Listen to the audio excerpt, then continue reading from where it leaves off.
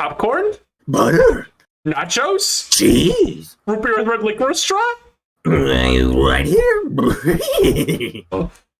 That was pretty good. Hey, everyone. That was so efficient. Yeah. What kind of way to start the podcast? Doing this. We're the most efficient.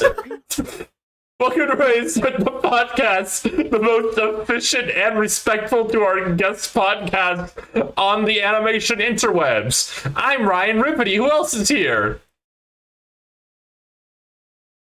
No one. Rose will get her cue someday.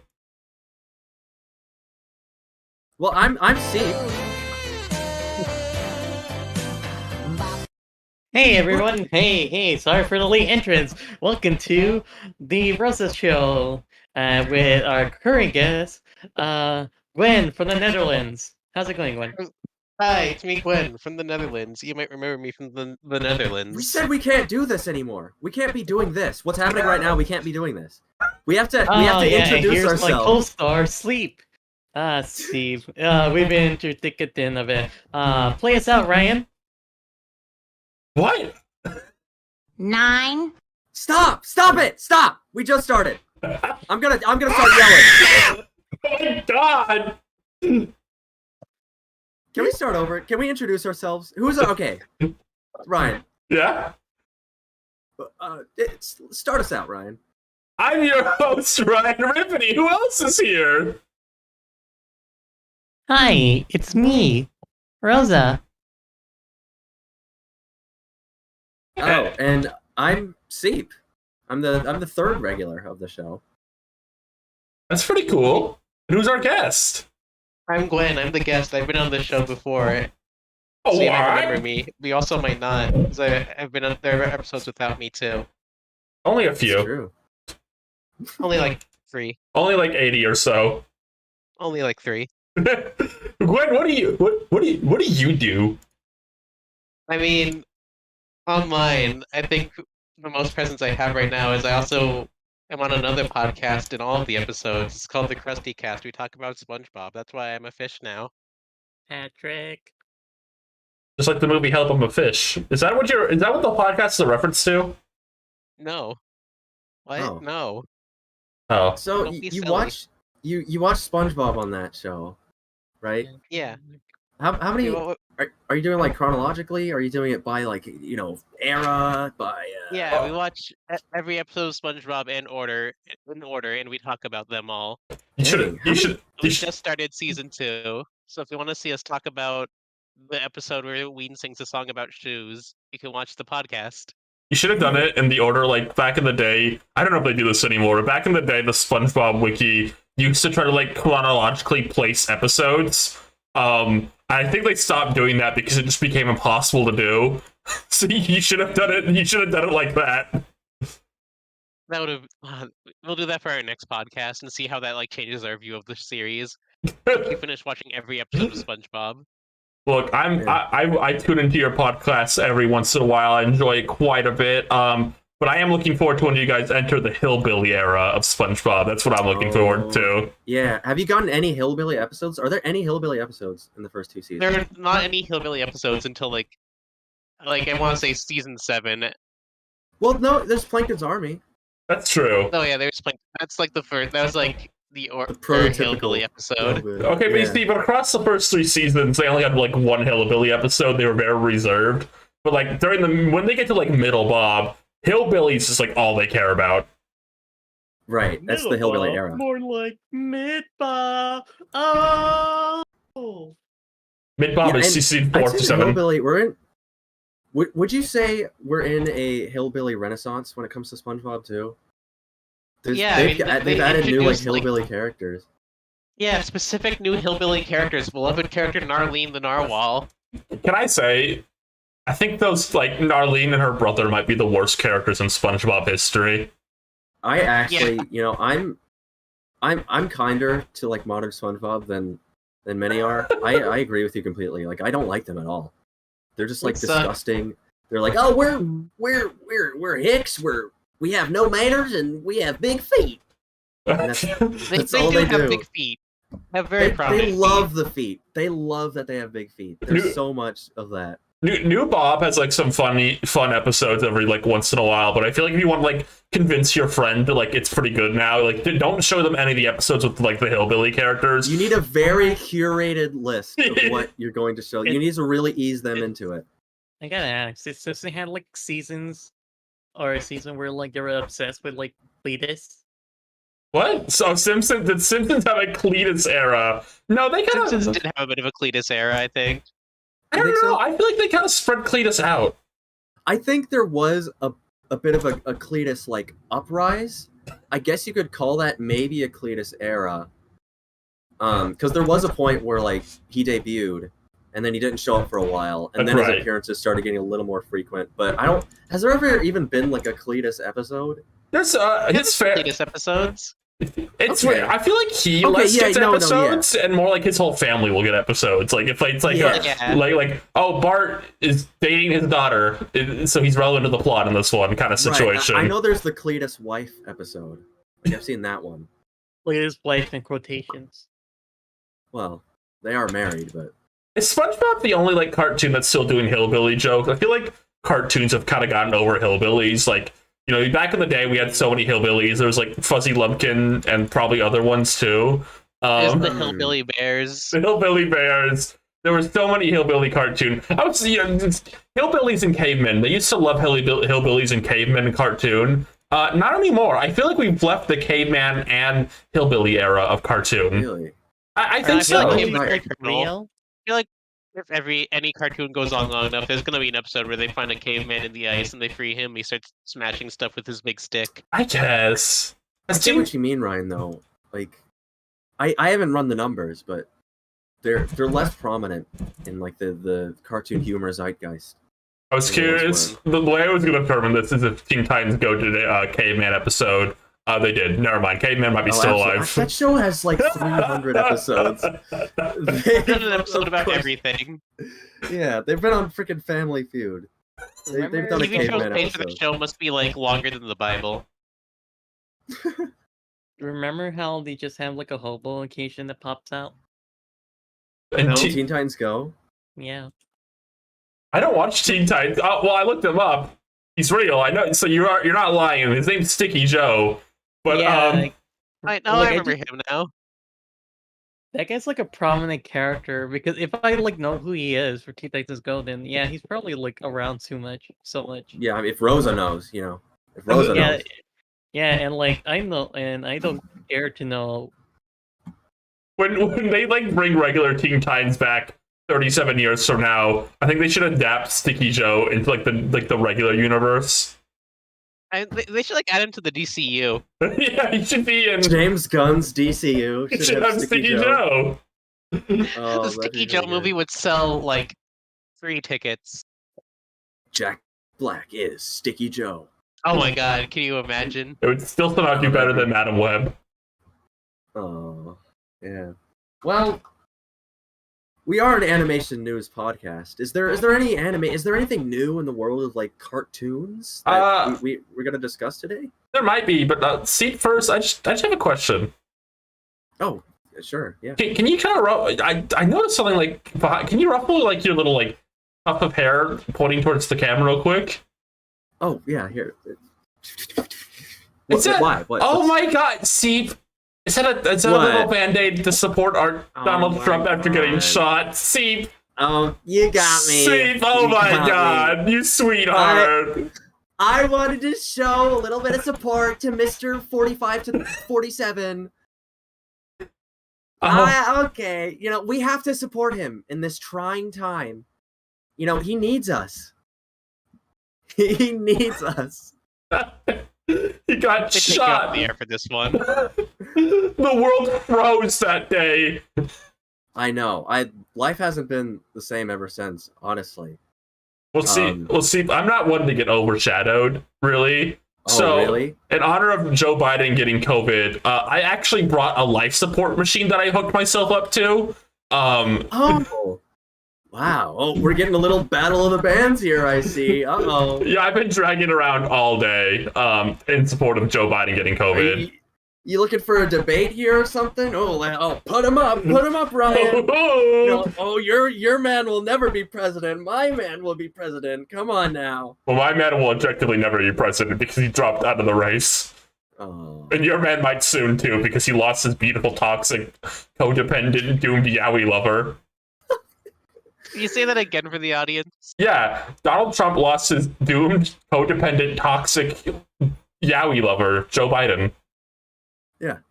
Is that not what the president election race was for a bit up until like recently? It's like Donald Trump like relied on his on Joe, like he needed Joe to be in the race, like everything depended on Joe. Yeah.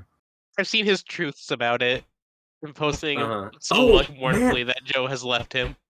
The day Joe left the race, it was like I've likened it to like a dog scratching on Grandpa's door after the funeral.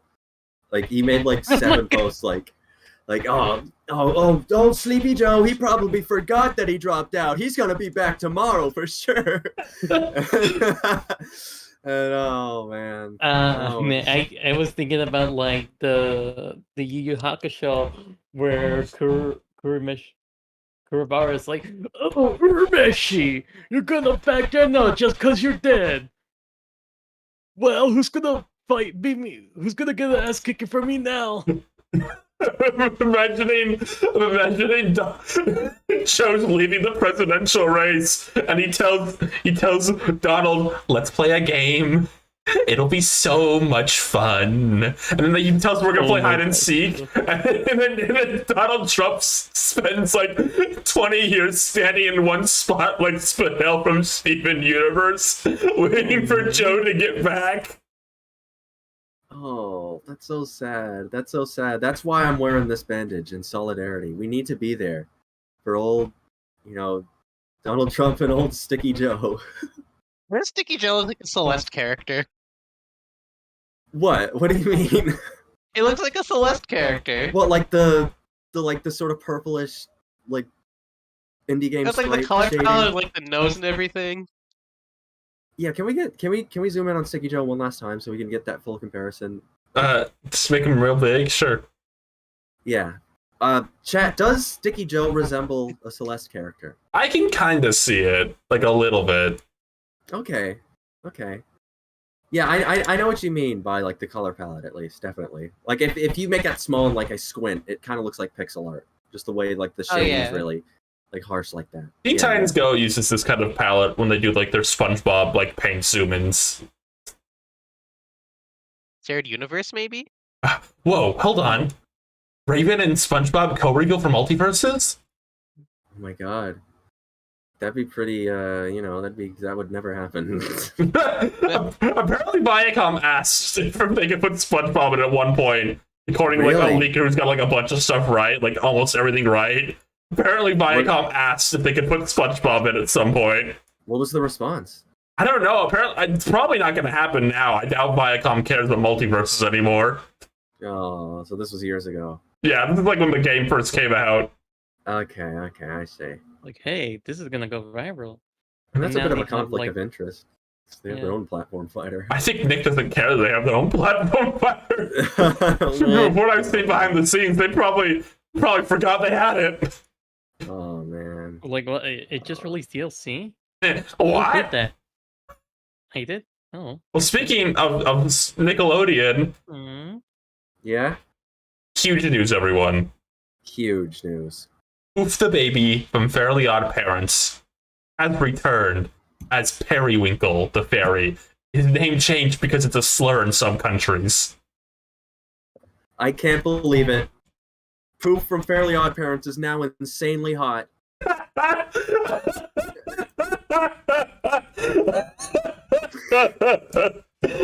That's what this is, basically, isn't it?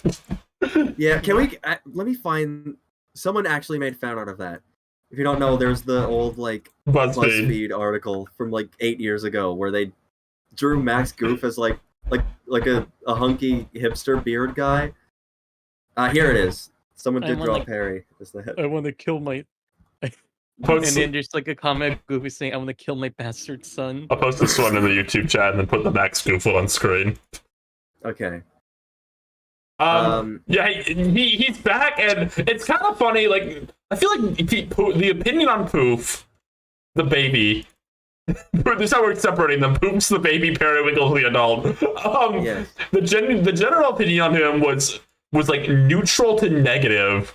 But I feel like overnight, when they brought him back as like a little fruity gay man adult, opinions on him rose immediately. And it's like, is that all it takes? Is that all you gotta do? It's just like, if there's a character who's not working out, just make him a little fruity gay man. It's as easy as that. I mean, it is that easy. Yeah. And you know what? Do you know what I think it is? Yeah. I think people like the idea of Poof, and it's like kind of wholesome that Cosmo and Wanda have a kid. But in practice, like in the actual show, like as an addition, like he was basically a net zero. Like he didn't really do anything. They got like 3 episodes out of that. I think that like was basically it. I think like after the first season of Poof, he literally just stands there in every scene he's in.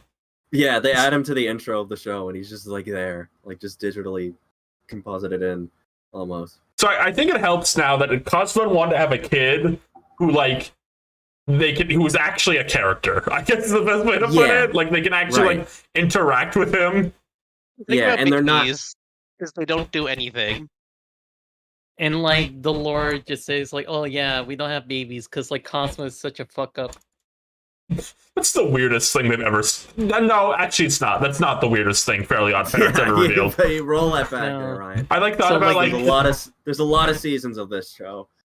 And like remember how they like put Poop to like a magic school, but like with different species of like baby fairies, and then make it straight. I mean, I think we've talked about this reboot before. Yes. Fairly Odd Parents: A New Wish. I feel like I haven't gone back to verify. I feel like we did at least discuss the notion of like Poof returning, because there are a lot of like right now there's a few other like sort of legacy cameos. that we're Yes, getting in this show. AJ appeared and he's huge. He's like shaped like Kingpin. And then Crocker was in an episode recently, and I think like an upcoming episode listing has Vicky in it. We've reached the point in the show where they're kind of like bringing back legacy characters, which I want to say is like kind of funny, because like one of the most like notable things about later seasons Fairly Odd Parents is they just got rid of everyone. Like everyone stopped appearing. So it's kind of like funny. It's kind of funny like see like AJ brought back like in a way like he like, hey, remember like when he mattered? Right, By the yeah. time it shows its last season, the like supporting cast is literally just Crocker and Timmy's dad. Oh, and Foop. Don't forget Foop. Foop appeared more Oh. than Poof. Yeah. But I feel like we've brought up, like, you know, the potential prospect of bringing Poof back. And in every... Like, I compare it to... in the Drake Bell movies, they just kept him a baby, which is, I guess, you know, whatever. That's I guess he right. doesn't Yeah, I age. guess that's true. He is still a baby in those movies. Right. They either do that, or they've recently just not been acknowledging him at all. So I was almost thinking, like, they would kind of treat Poof like that. Like, we'd hear that, like, oh, he's still in, like, elementary school, and we'd get maybe one episode where he returns. But now they're doing an approach where, like, yeah, they're making him an actual character, and he has... His role in the show right now, he's sort of the... sort of rival friend character's godparent. So he has, like, an actual sort of place in the show now. Yeah, it's kind of interesting because, like, hearing that and seeing that, it's kind of like the evolution between like Timmy and Remy, Bucks of Plenty. Right, yeah. Oh yeah, it's kind of a similar dynamic to that, I guess. Yeah, but it's like but instead of just them being like full on rival, they're also like friends that get along, and then like their fairies are like family instead of like an old flame.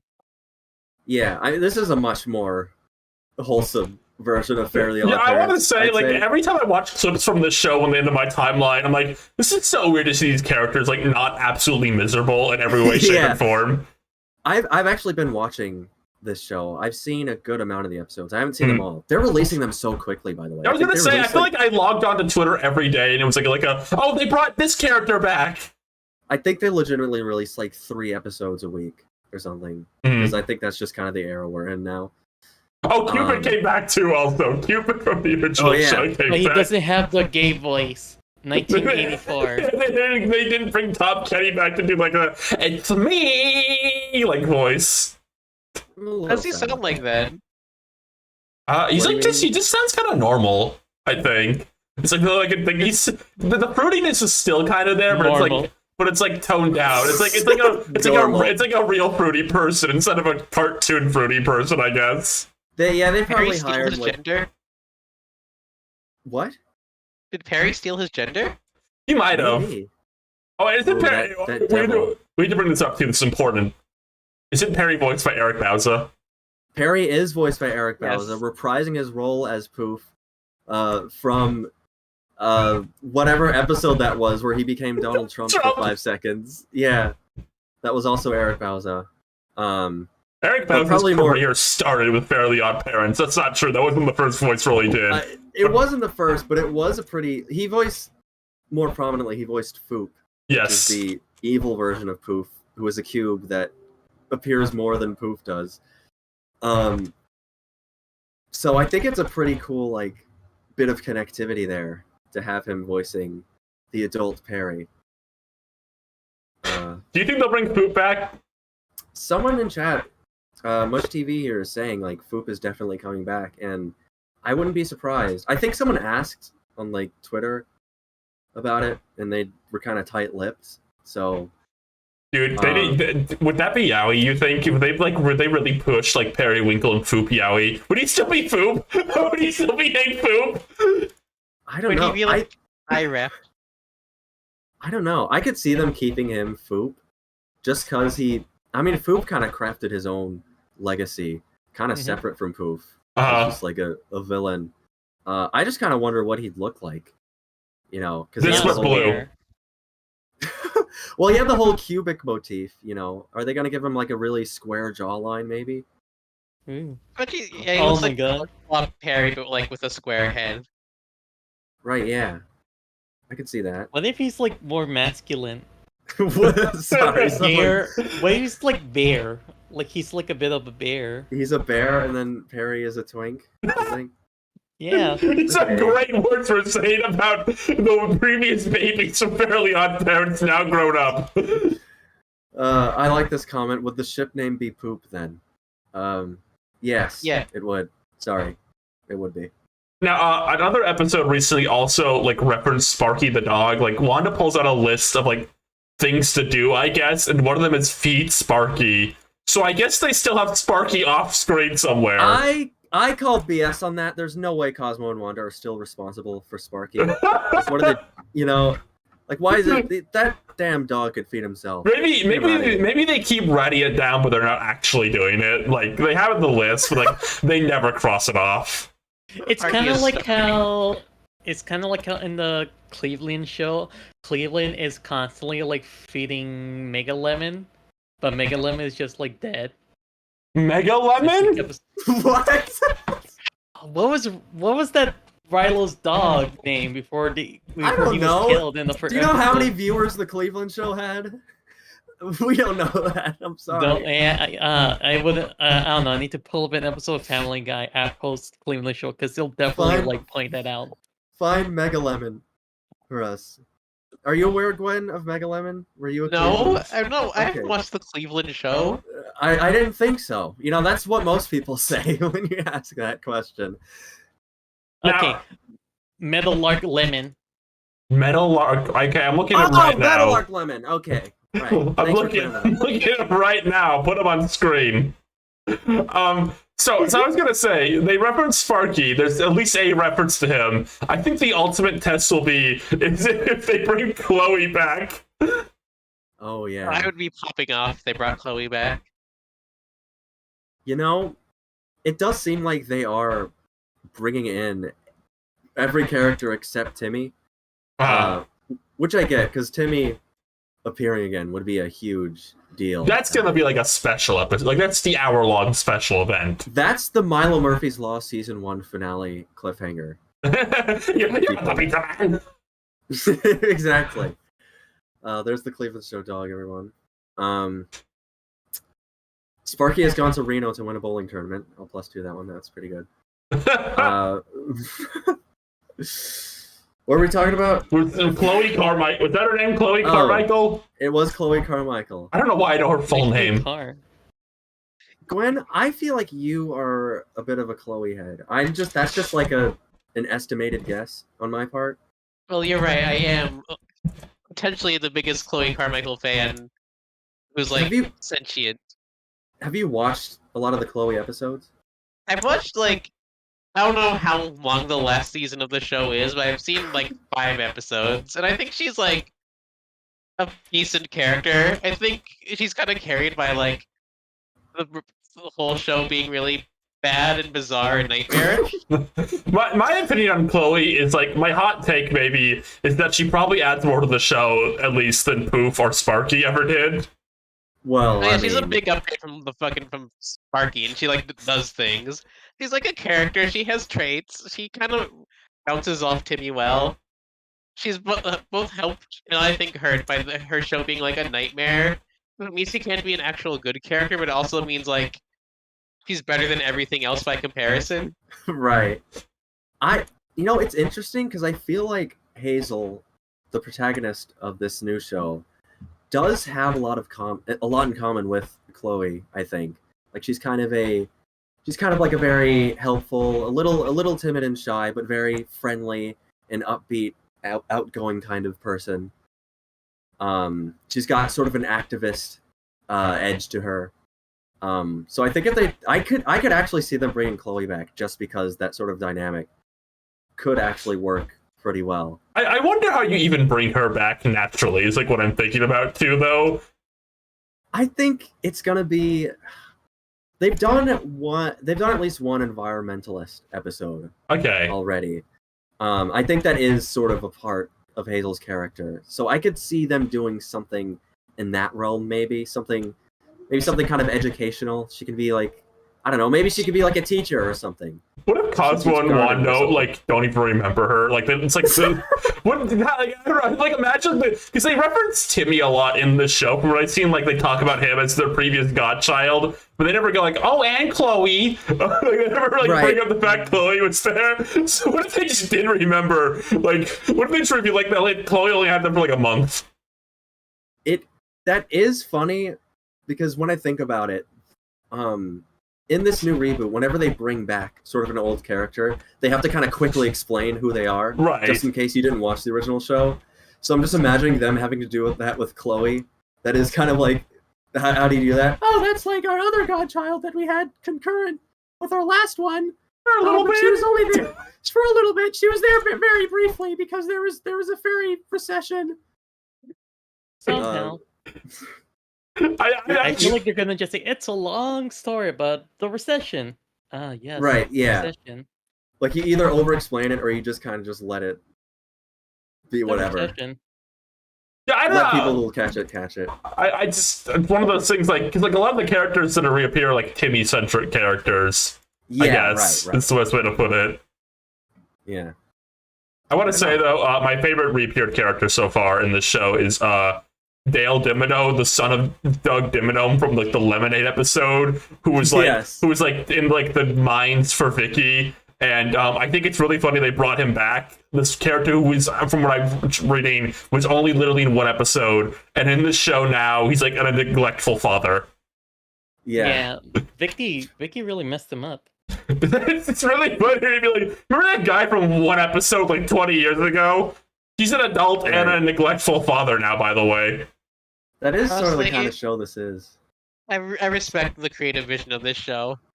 Taking these bold new directions with characters that don't matter, that no one likes. Right, yeah. Honestly, it feels like it really is like admirable to see them take so many like concepts that were done in the previous one of For All Parents and then just like expand upon it or like retool it into the way that like can work.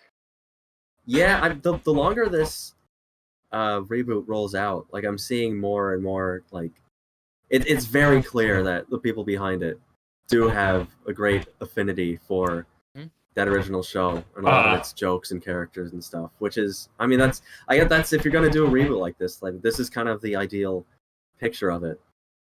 Yeah, I guess it's just interesting. Like I said earlier, it's just interesting how much like actual care for like the world of Fairly Odd Parents there is in this. Because like I said, by the time the original show was ending, there was no love for the world of Fairly Odd Parents. They were over it. They were like severely over it. It's just like a testament to like how like fresh new eyes and voices can like quantifiably improve like breathe new life into like a series. Right, yeah. Because I imagine there's a lot of people working on this who grew up with the original show that are probably... Because when you're a fan of something, a lot of times, there's a lot of cases where you do revere certain elements or jokes and remember stuff more than the people who worked on it did. Mm-hmm. Just because the relationship you have with something is different when you're a viewer versus when you're a creator.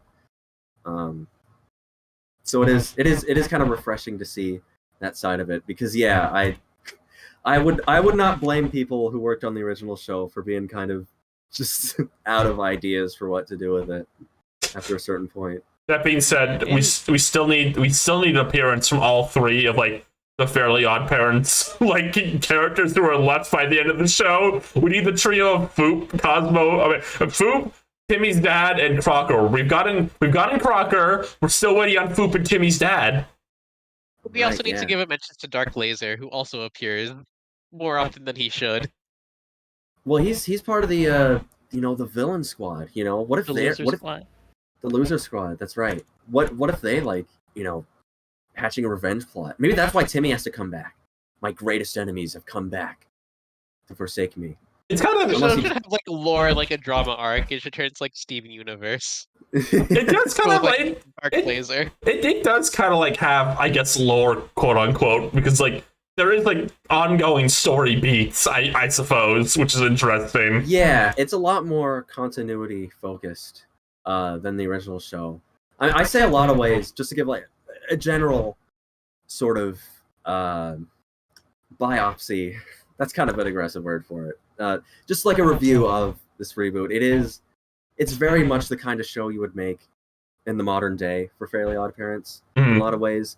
So you do have more of that like continuity, story-based sort of stuff.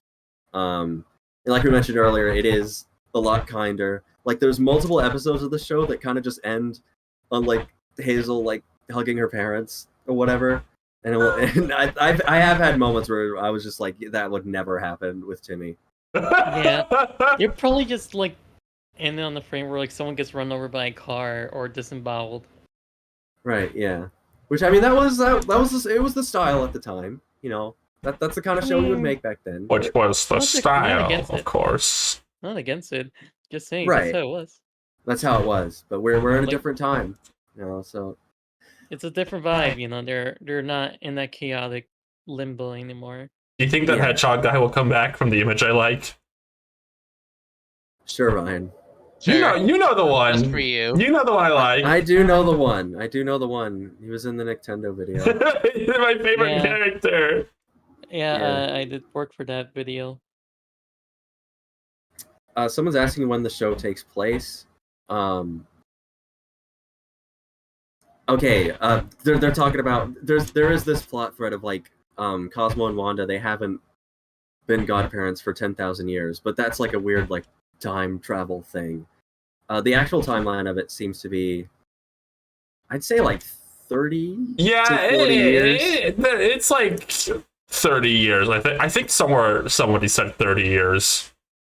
Yeah, it's because if you look at characters like Dale. Dale was like a teenager in the original show, and now he's like a middle-aged father. Crocker's like elderly now. You know what? Maybe sad to see Crocker like evil still. I was hoping like, 'cause he was like their friend by the time the original show ended. Like they were all buddies. It like hurts to see.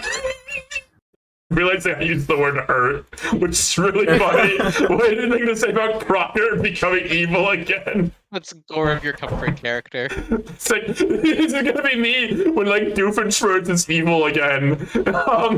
Like this kinda hideous like- like bird reboot, and like I smash my laptop and start knocking things over. It hurts to see a loved one relapsing. Yeah. You know, he's kind of like Doofenshmirtz, you know. You think so? Yeah, like the conversation we just had about Doofenshmirtz. Where'd you get that one, Rosa? Oh, I'm sorry. I couldn't help it. Oh man, we're terrible. Rosa, are you listening? You just said hmm. She's playing friggin' Honka Star Rail or whatever. No, I'm drinking tea. Now maybe that's how we'll get. I mean, this is something we kind of hoped for that we haven't gotten to see yet. Maybe that's what Kevin Crocker's role will be. You think Maybe so? he's kind of like, maybe he'll be sort of a subversion of like the sins of the father kind of thing. Like, maybe he's going to appeal to Crocker's heart. Like, we've been on so many adventures. Uncle Crocker. I know there's a good person deep down in there. You It's kinda don't like have to when- be the bad guy. Oh, I'm sorry.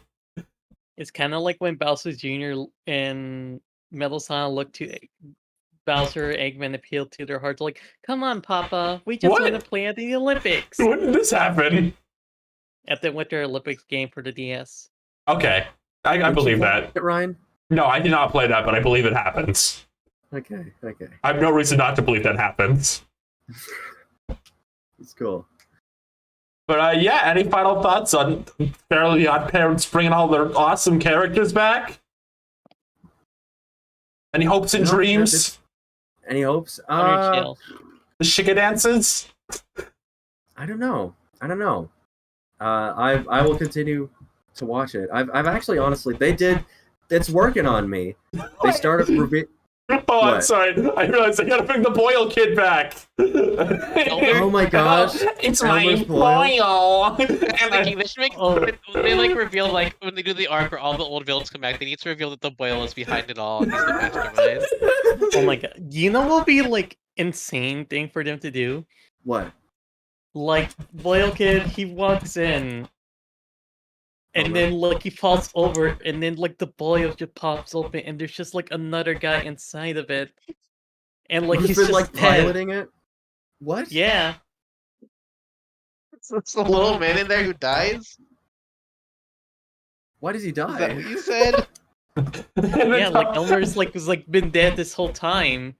Like we thought we saw Elmer behind the scenes, so really it was just a spoil. And then Simon goes, "There was a little man in there." Yes. They should bring back Sanjay, but recasted to be culturally sensitive. Dude, that's so true. That would be such like a they would get so much like woke points for that. I think. Here's what I think finally- they should do. Needs Yeah? to bring back Trixie. Have Trixie transition.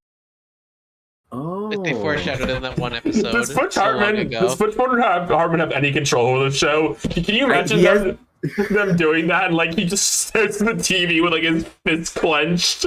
I mean, he has like a producer credit, so I think. So no, he doesn't do shit. Right.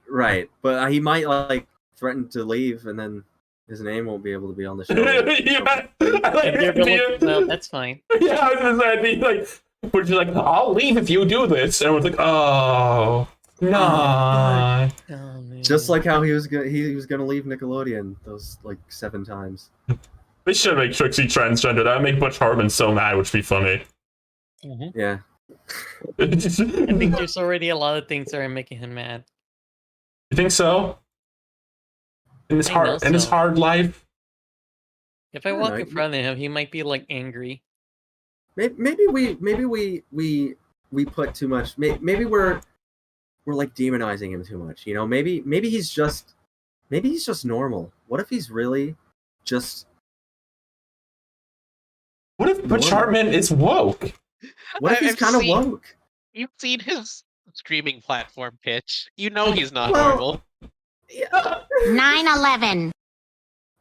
All right, moving on. I guess. When he breaks that family's house to tell them about his Jesus Christ streaming service. Well, speaking.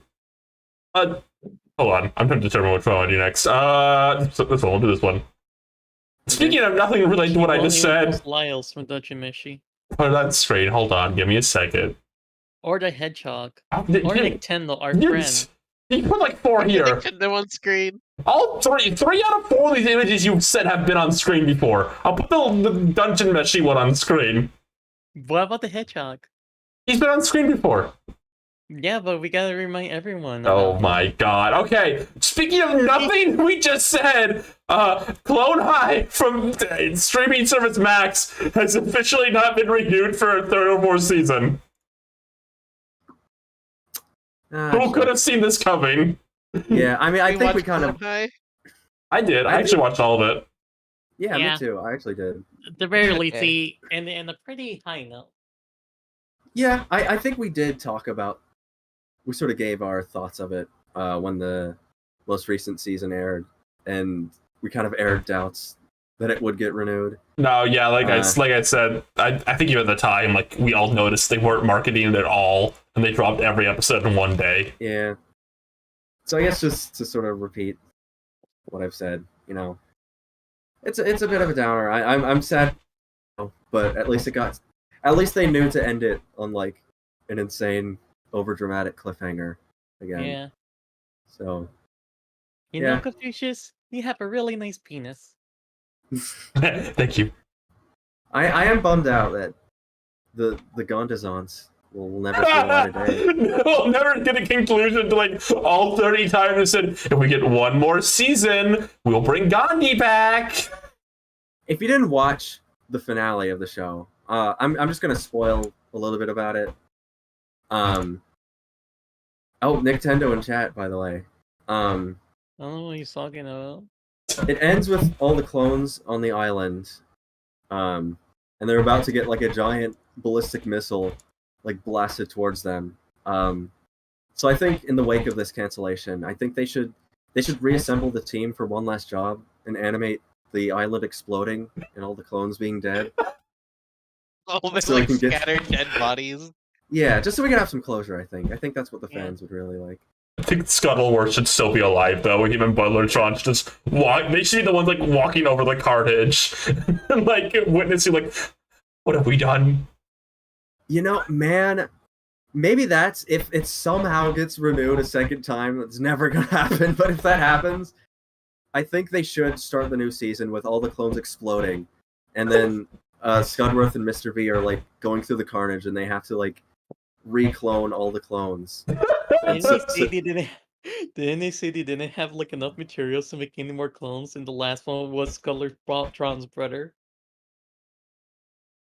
They might have said something like that, but like we'll No, have they a had, bunch like, of new. remember? No, they had like the episode where like, we'll get an award for this episode. Right. I'm saying though, like they can use the exploded body parts of like Harriet Tubman and like, Abe Lincoln. Yeah. Maybe that can be the twist when they try to clone them again. Some of the DNA gets mixed up. Okay. They're, like funky amalgamations of one another. They want to call those celebrity voice actors back. Yeah, New voice actors. Because Will Forte is going to be like 70 years old by Yeah. the time this would happen again. Like how Blue Sky animated Scrat finally getting his acorn. That's exactly what it would be like. Thank you. Yeah, I feel bad because I think I knew, like, I think even when the first season ended, I think it was like, I knew it wasn't gonna get picked up another time. I think it launched with like a really bad opening, and like it turned out people off immediately. It was a mix of two things. They launched with like a really weak first like episode or so, and then also by the time it came out, the Clone High frenzy that happened during like COVID had like fizzled out by then. So like that huge like craze for more Clone High had kind of dipped out. And then by season 2, like they weren't marketing it at all. They released every episode in one day. Everything was on the wall, I think. Yeah.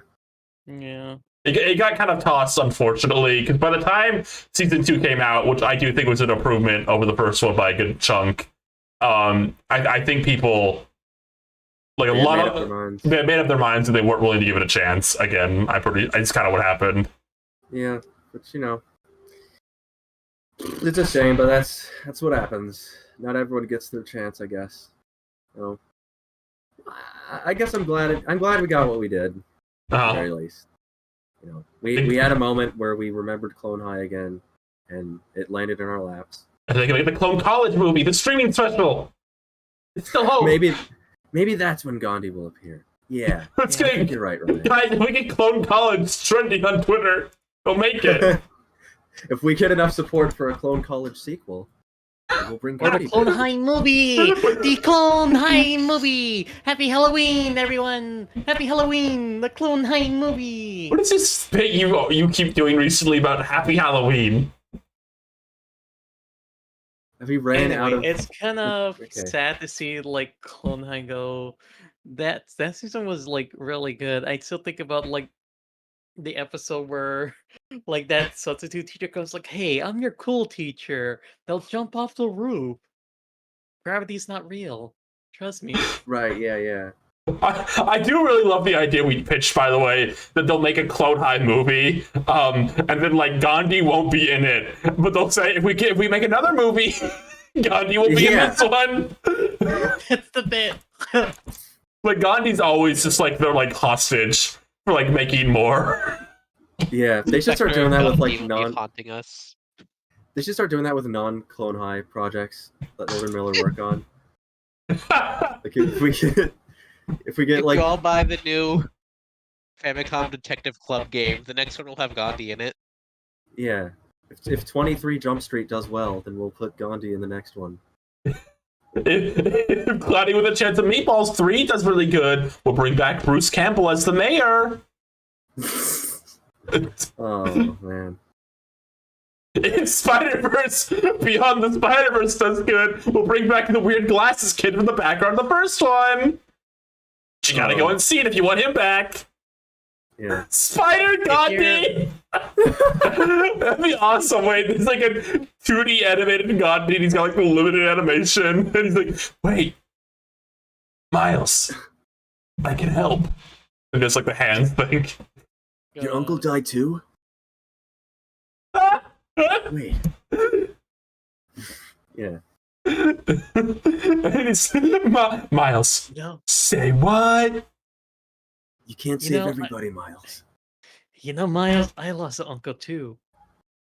He used to live right by us, but then he moved down the block. He hasn't been that close for me because I was a little kid and I wasn't allowed to walk that far. Then I got older, but he moved even further, and now I have to drive to see him. But I still don't know how to drive yet, Miles. I know how you feel. In the background, there's a suspiciously Gandhi-shaped Spider-Man.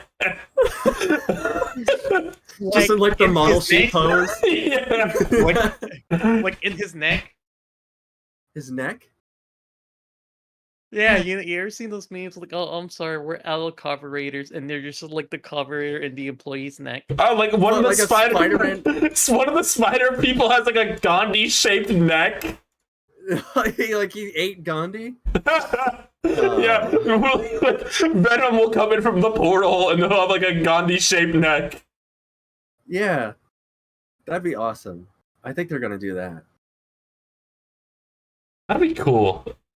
Dude, Spider Gandhi's totally happening now. Yeah. It's gonna Taking happen. notes. And when I see the next Spider-Verse, they focus on some stupid shit like Miles' emotional journey, and I don't see Spider Gandhi. I'm gonna walk up to the theater screen and start tearing it apart, and they'll drag me out. Yeah, where's the cameos? Where's the Easter eggs? Where's the Easter eggs? Beyond the Spider-Verse better have 3 times the Easter eggs. You know, or It's like I'm not watching. That's like a Tommy tweet. The second Mario movie better have 3 times the Easter eggs, dude. That's pretty good. You could do that. 4 times the references?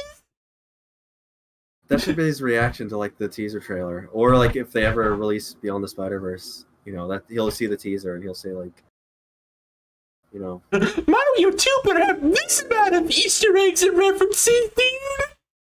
should list out every Easter egg that he wants to If you see. see Mario 2, they will bring Codsworth back.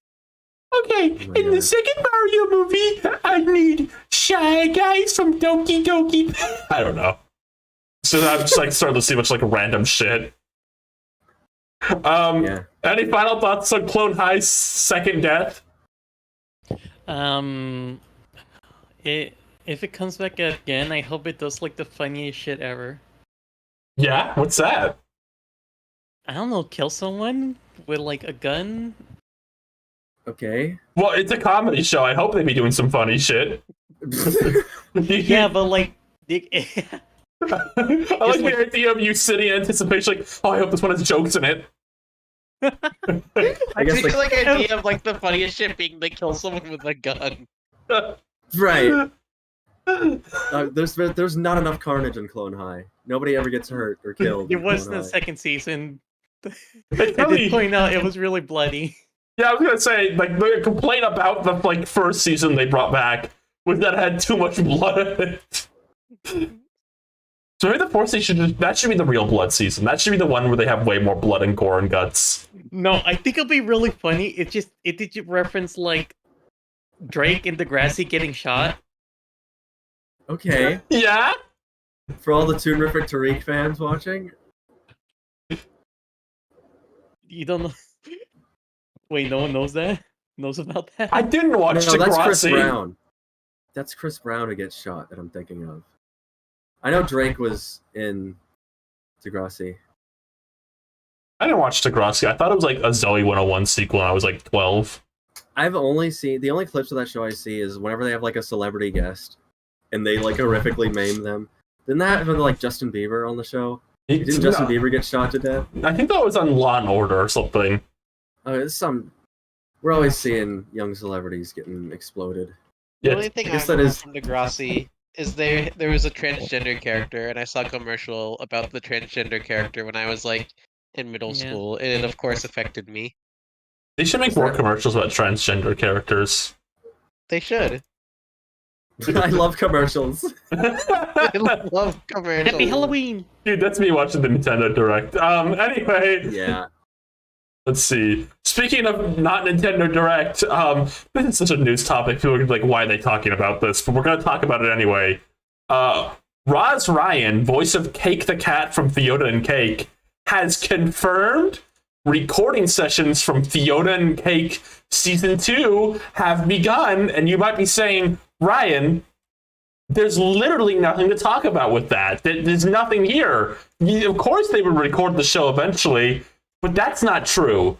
Because if you look at the background of the photo she posted, you can see a cast list. And it's very blurry, and it's kind of hard to read. But there's a list of characters who will be in this episode. We don't know if it's the first episode or anything. It's an episode. I'm going to get on the screen right now. And we're gonna talk about this for 15 minutes legitimately, and you're all gonna be like, I can't believe they're talking about this for 15 minutes. So on this list, Fiona and Cake are there, obviously, and there's a few other characters. But of note, there's a lot of voice actors that are listed as to be determined. Everyone who was like on the original show, is like already casted to come back. Really, like Fiona, Cake, like the main characters, they're back. Then anyone who was like on the OG show, like Bubblegum, Simon, and Finn, like all their voice actors are listed to come back. But interestingly, there's a few that aren't, that are still TBD. Gary and Marshall Lee are both listed as TBD. That's probably the biggest one, I would say. And interestingly, Huntress Wizard, not Hunter, Huntress Wizard is also listed as to be determined. Right. I mean, I think that might... We don't know what's going on. Right, like, I want to stress this enough. This could just mean they haven't been able to schedule them yet. Like, this doesn't mean, like, they're not coming back. Because I think all those actors are very much more in kind of the guest status. Right, like they got, like, everyone who's, like, on the show regularly back, is the best way to put it. Yeah.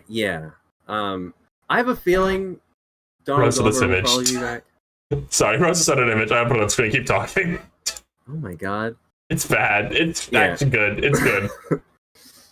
I'm for now. I'm just gonna presume that they'd be able to get everyone who was on the first season.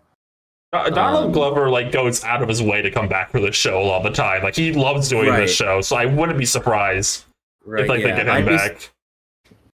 I'd be surprised. Yeah, he's talked about how he likes being Marshall Lee.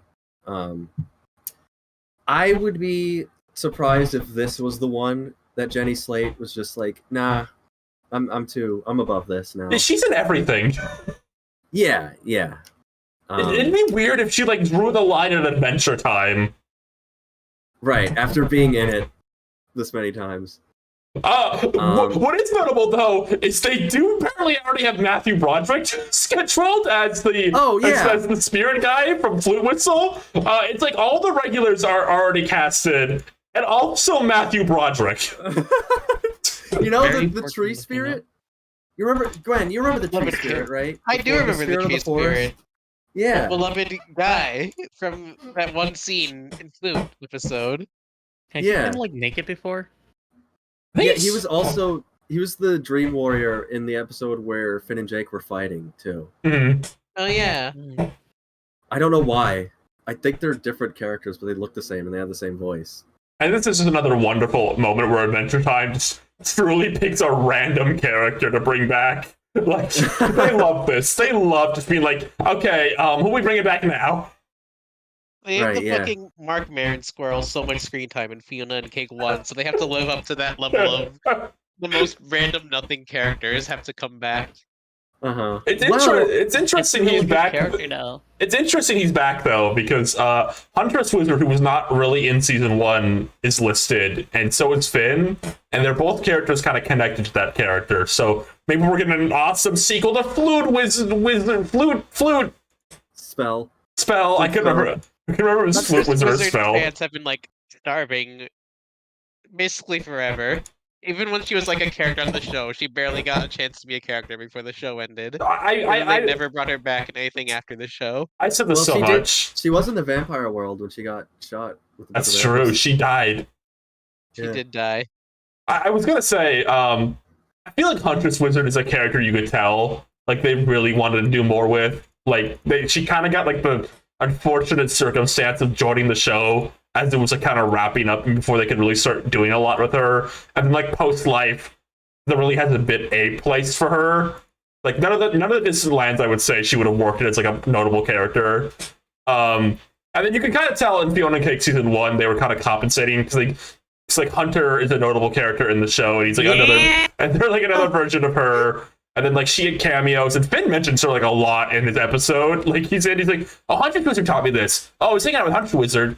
I gotta go see Huntress Wizard. Like he mentions her a lot.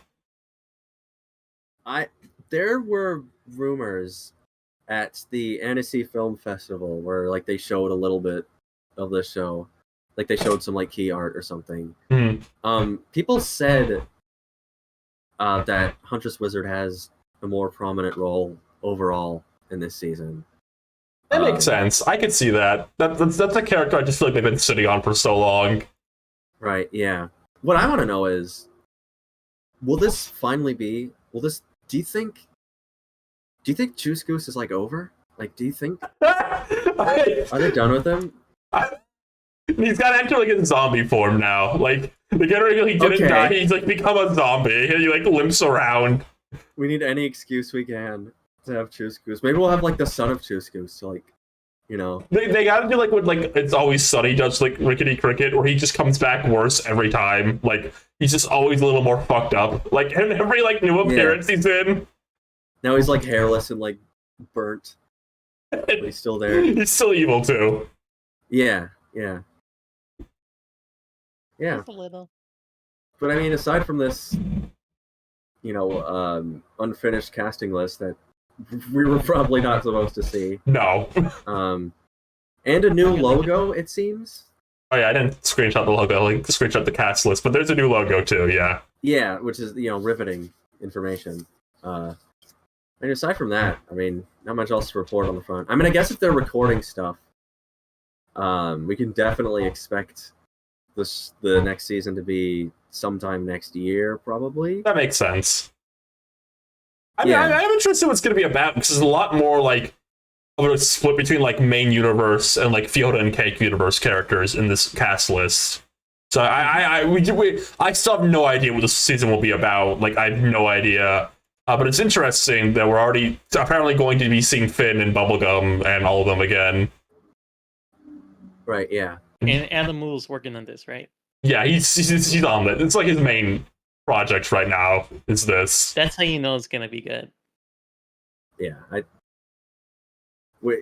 think the only thing he's not doing right now is the Baby Finn and Jake show. Side quests. Yeah. I still can't believe that one. That's like everything of all the Adventure Time stuff they've announced, that's still the one I just understand the least. Forgot they announced that. Yeah, what do you think of it, Gwen? I think it has a pretty low chance of being good. Okay. Wait, we need to ask the big question. We need to ask this in Lilith's honor. Will this be this season with the Fiona Ass expansion episode? Well, I mean, it better be. That's why they're bringing Huntress Wizard back, so she can exact the Ass expansion spell. Is that one of her known powers? They're gonna reveal she can do that. And Finn will be like, dog, dude! Cake will be wait, like, why does she know that spell? Raising eyebrow? What did she need that spell for? That'll be her I hope lore. we seem like more Hunter. Yeah, I wonder. We don't even know what episode this list is for. It was for the list. The episode name was like a crocodile got bit or something like that. Which is an interesting title, because I know the first season, like, all the titles were like names. Yeah. For the most part. Maybe this is like a temporary name or a code name or something. Who knows? We certainly shouldn't. I think that should be No. emphasized. Oh, also confirmed LSP's back. Oh yeah, Huge. what? What are you going to do with her? Well, no, not LSP. LSP, the human male form.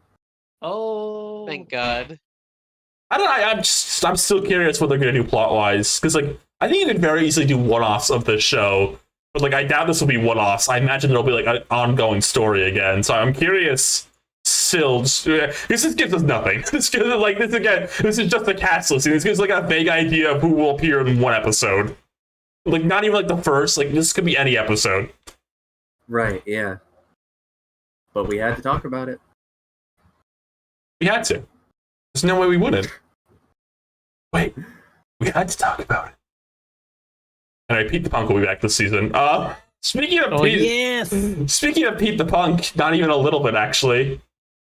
I put this down because this it's not even like the main thing like that got revealed. There's like something else about this that I think this is a funny anecdote related to it that I'll talk about. So Multiverses revealed some characters recently.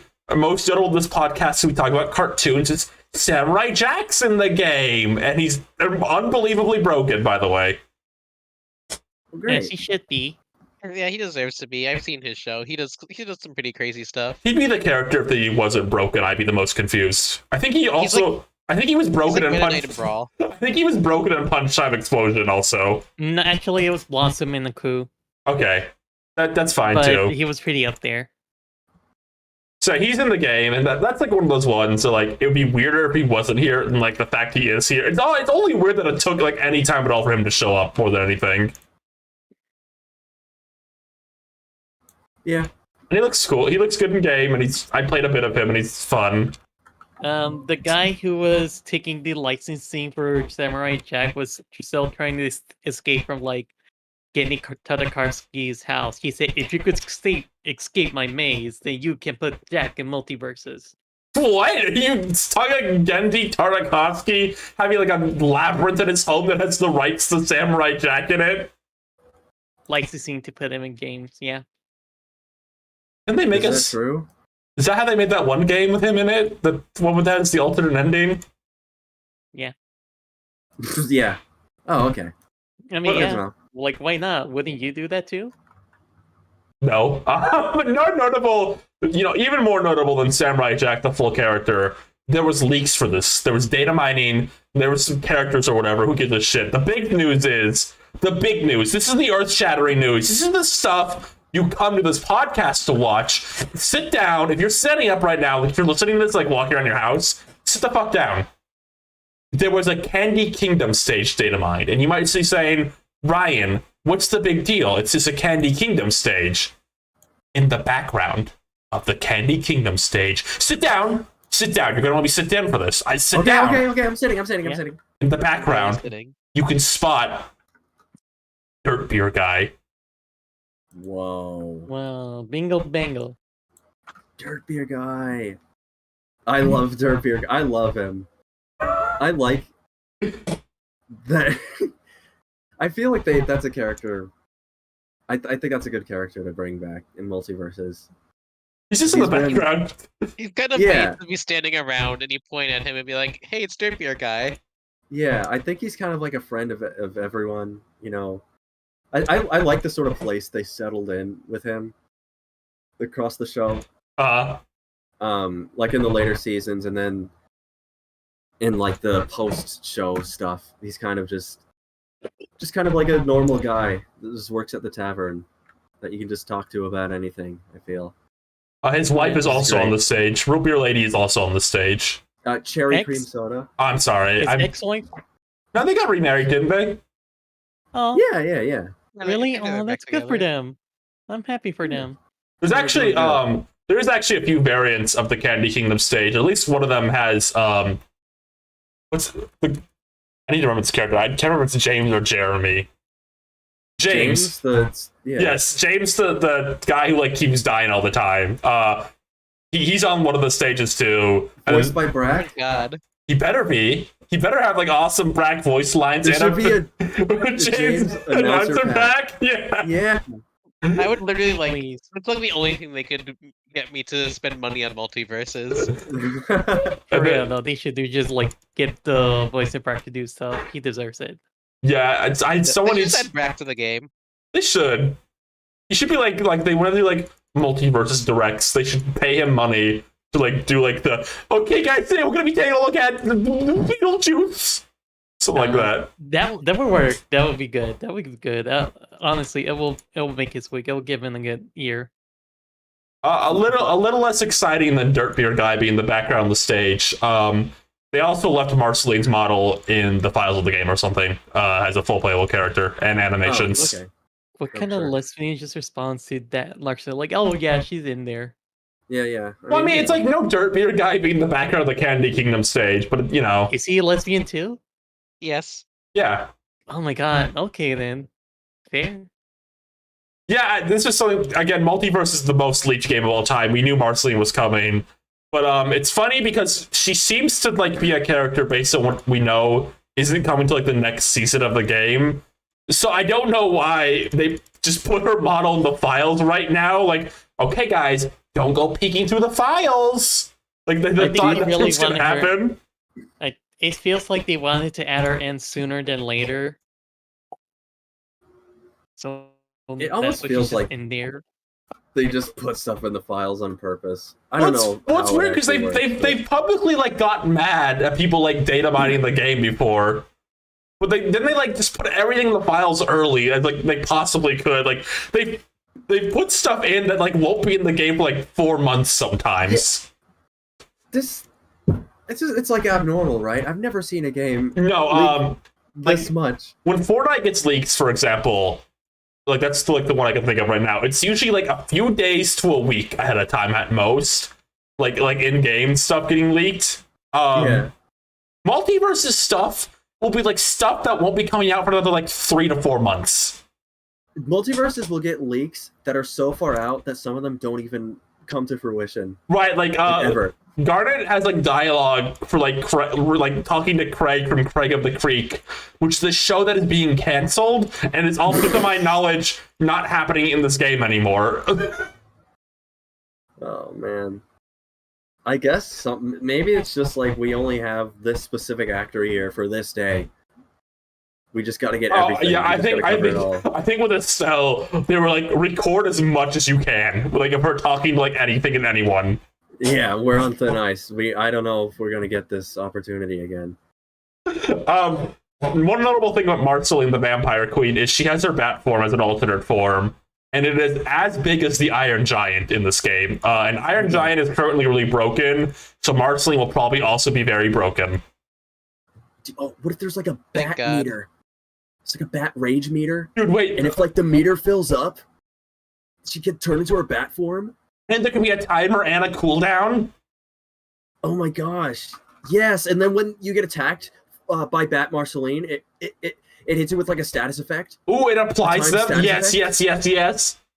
And those applied status effects have meters attached to them that charge over time. Yes, it can be like a vampire, like kind of poison attack, health drain transfer, and we can see like a mathematical equation on screen, so you can determine like how much health at like what exact rate your health is getting drained. Mathematical. Dude, I can't wait to hear Olivia Olson read all those awesome dialogue lines. Like, I can't wait to see her like, whoa, looks like I'm crossing over to this.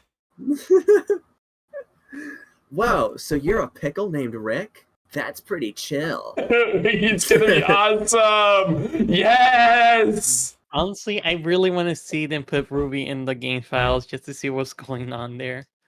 Dude, Ruby's voice lines will be legendary. God, I want to see how they like translate the Ruby style into like multiverses, like she'll just look like freaking DC characters. Oh my God. They should have her. She should have a little taunt, you know, a little. I like how. I like. Did they? Yeah. What do you like, Rosa? I like. So, tell me what you want, what you really, really want. I don't want to be mean, but I just realized that, like, oh my god, we literally do just, like, have, like, designs of the Just League characters that look like MMD models, huh? From Ruby Justice League? Yeah, Niall made those. He didn't make those, he animated them. Yeah. He made those models. That's what animation is. You just do everything, right? Yeah, actually, you're right. Yeah, so Niall made those. Yeah, just like in Food Fight, that's how it worked. Wait, hold on. Go on. What? No, you go first. It's fine. I was just saying I was that gonna sounds ask stupid. Gwen, like, you like Ruby, right? Have you watched it? You should watch Ruby. I've watched Ruby. I've watched most of Ruby. I didn't Most watch of the Ruby. Justice League. Oh. Well, you should watch that. Niall made that one. Did you know that? You can't I keep didn't- saying he made it. He worked I on it. didn't know that Niall wrote, animated, and produced it all. Yeah. So maybe you should buy the game when they add Ruby. You know, show your support for a I'm fellow. not even on the episode this time. Niall, I'm so sorry. I was trying to get him to shut up. Well, we can't say that Niall made Ruby Meets the Justice League and voiced Little the Mouse. Okay. No, shut up. Shut up. Do you think Marceline No. Do you think Marceline will talk to Gizmo and be like, hey, whoa, we met in the Lego dimension? You afraid of bright lights? Ah, I know the feeling. That's probably dialogue in Lego Dimensions. Is it? Probably. I mean, that sounds about right. They're gonna do that. They're gonna do that. Oh, she's gonna see. That's a really she's good gonna prediction. see Taz and be like, "This guy is ferocious. I like him." Yeah, they should pick just like one random character that she's like has like 5 lines of dialogue centered around for some reason. Taz, your teeth are it's gonna be Taz. Taz, your teeth are as sharp as mine. It Because is he's a gonna be lesbian? Taz. Because he's a lesbian. He gets a lesbian. The angriest Right. people have ever gotten me online is when I threw that post about the 3 types of lesbians with Taz in the image, and everyone was just debating me on if Velma and Harley Quinn were lesbians, and not the fact that Taz and Tasmanian Devil was in the image. Well, that's just unquestionable. I like it says a lot like those type of people who are like, you have no sense of humor, and then they look at this and then just not get the joke. I think in the same way that Velma is really mean to Shaggy in this game for some reason. I think Marceline should be like really mean to like Banana Guard. She's mad that he's here instead of Bubblegum. Like she'd be like, "What they write this fuck?" Oh my god. You Yeah. should make her be really mean to Finn, like she's like season 1 Marceline. Hey guys. Sorry, boy. I mean, oh, they would. It will be that type of categorization. No, Because like, remember Finn? How's Finn is like? well, we already know that the characters in Adventure Time are in the Islands Arc era. That's what they officially said. multiverses. Yes. Please That's the ignore the official fact. statement. Please ignore the fact that Finn doesn't have his robot arm. Well, Please ignore the fact he says mathematical too. But schmouse. That's so weird. They like clarified that like, okay, this is specifically Finn and Jake from when like around the time the Islands arc was happening. yeah, I guess that's probably just like reference for like written lines in the game. Which so is they weird know. because it doesn't really reflect that. Like they're very much like season 1 Finn and Jake still. Right, I guess just like as far as like the pool of things that they can reference goes, I guess is what I'm guessing. You know, so Finn Okay. knows Fern or whatever. He can't have a line about Uncle Gumbald. He hasn't No. met him yet. Yeah. He has not met Uncle Gumball, but he does know who Fern is. Also the Powerpuff Girls were in the files or some shit. That they were there too. Okay, whatever. Who cares? They're Are they not like from- they're not 3 from- fighters? Yes, there are 3 in one fighter. You use them all at the same time. Are they like Uh, ice climbers, or are they like you switch between them? We don't know. We just know that you use them all at once. We just That's don't fair. know. Yeah, we don't know.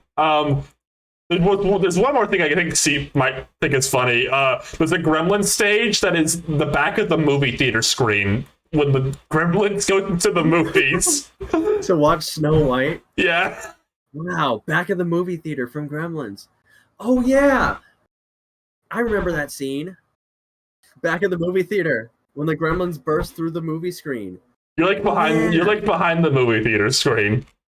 Yeah, they should have added in front of the movie theater screen and where Hulk Hogan shows up in Gremlins 2. He's a stage boss. It Yeah, should and be a transforming stage instead. he should be wearing a red hat and like an ear patch.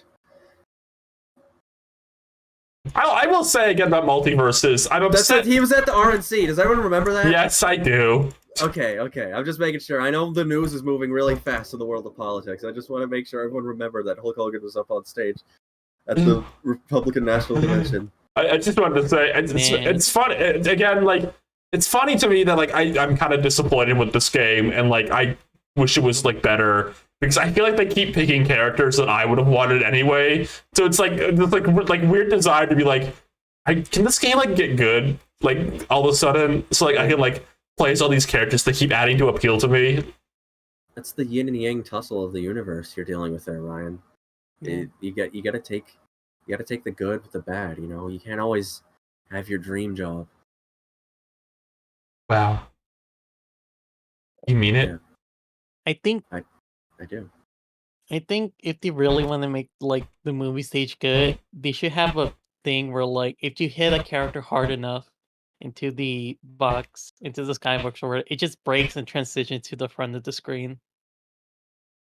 Okay, like a flipping A Yoshi slipping island. kind of- okay, whatever. I was like thinking more like Guilty Gear if they weren't fucking cowards. Oh, okay. So you're thinking of a real game. We're thinking of a made up Yoshi game.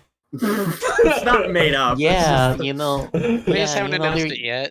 Yeah, you just haven't announced it yet. It's kind of like a baby on its way. It's like no one announced it yet, but it still exists. Miyamoto is still giving birth to Yoshi Slipping Island. I He's think still. people announce their babies.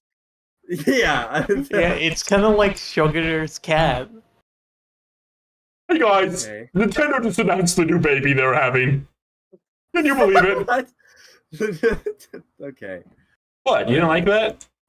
No, it's fine. It's fine. Do we have any other news that's happened in the past freaking 2 weeks? Well, yeah. It's a Nintendo. Nintendo announced their baby. Oh. Oh yeah, we finally figure out what the Smiling Man is all about. I think we It talked is- about. We did? No, we didn't. We talked about when they like showed the teaser, but we didn't. Okay. We haven't done an episode since they revealed. Well, what there it is actually one more news topic I have written down before we get to that. Actually, please, I thank you. Okay. Adventure games. Well, this is bigger. This is what our audience is coming for. You want to talk about Famicom and Ted Club, some real video game that is like artistic intent. I want to talk about what the audience really came for, which is that Michael Bay's making the Skibbity Toilet movie. Who? Michael Bay. Michael Bay's making the Skibbity Toilet movie. Michael Bay, director of the Transformers films from like 2008, and a bunch of other brainless action movies. Okay, I want to say immediately about the Skibbity Toilet movie. What do you want to say Yeah. about the Skibbity Toilet movie? I don't think this is gonna work. My Oh. standpoint on the Skibbity Toilet movie, I have an actual opinion and thought on this. Skibbity Toilet as a concept works because like it's an online internet thing where you don't really need context and you don't care about the context. Like you don't really care that like their toilets or like where they came from or really that. I'm sure people in the Skibbity Toilet fandom that exists care about the lore, but like your average internet goer sees this like weird abstract toilet thing. And it's like, okay, it's silly and weird and fun. I get it. That's fine. I don't need any more questions. And the babies who like it, we're never going to ask about it anyway because they just see the toilets and clap. Okay. Now, when Michael Bay is making a movie based on Skibbity Toilet and you're leaving the internet and you're entering the realm of like people like my dad who are going to go see this movie, how do you explain this? How do you make a backstory for this that isn't going to be like my dad go like, this is stupid. Why am I seeing this? Because Well, like, Ryan, you say this. Okay. There's no possible way they can explain the origin of Mhm. Skibbity Toilet, but I'd like to turn your way to the sad origin of Skibbity Toilet you're going to show me some YouTube kid on schlock. YouTube. Yeah, I knew it. It's YouTube kid schlock. Yeah, they lay out a whole story. I think they've laid a pretty decent foundation of where they can go with the story. All right.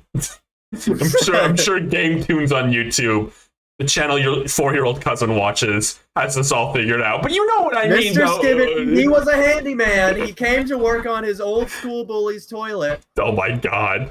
and he got swirlies. They bullied him by giving him swirlies, and he loved the Skibbity song, so they called him Skibbity Toilet. Then one day they tried to flush him, and he fused with the toilet and became a monster, and he got to flush his head. Okay, I don't but think this is what happens in the show. not even What a is little. I I don't trust you as a lore expert here. I'm sorry. This is what happens in the video. This is the origin. This is pre-Skibbity Toilet. I'm Just talking. pre-Skibbity Toilet. Yeah. So Ryan, what do you? I mean, well, I guess for everyone, like, what do you think the approach to this will be then? If you I truly don't think- know. That's the I don't thing. think they're gonna You have no make this idea? movie. I don't think they're actually making this movie. I could see that. I could see this becoming vaporware. Oh, Like, okay, but like, sorry, just real quick. You guys want any ice? what? I want any ice. Yeah. All right, let me chip some off from like Joe Biden's frozen fingers. Okay. Thank you. Okay. Okay, thanks. but like logistically, you know what I mean though. Like, I just want to talk about this. Like I'm just thinking, like, if you try to give Skibbity Toilet a backstory, nothing you say will not be stupid because it's Skibbity Toilet. I know. Well, I know everyone's like, oh, the YouTube shorts are epic and they got awesome animation. That's fine online when they just that's all they have to be. When you're making a feature film, like it's Ryan, good. Yeah. You underestimate Michael Bay as the action schlock king. I think he can find a way. I think maybe we'll prop up the Skibbity Man. Maybe have it as like sort of like a horror legend, you know? Okay, but like, If you say here's the thing. I don't think it needs to be deep. I don't think it needs to be even a good explanation. But you need to make an explanation that isn't going to make the dads of America go, "This is stupid. Why would I see this?" Because that's the audience that's going to be seeing this a Michael Bay movie, which is the dads of America. That's what I'm saying. Like, is Michael Bay like a dad? probably. Yeah, that makes sense. So He's like an he's ascended making dad. this movie. Yeah, like he's making this movie, and I guess he's like, in a way, he's like, maybe he's trying to use Skiddly Toilet. Skillity Toilet. Yeah, to like indoctrinate the youth into the military for like the second time, third or second time. We're gonna Yeah, find- the camera heads is just gonna be like U.S. Army people, Marines. God. You know, I this mean- does actually kind of add up. I mean, like a lot of like Michael Bay movies are like so pro-military. He like, Yeah, I I mean, feel like he's he's get- like, you could see him getting on his knees for like a man in like a military outfit.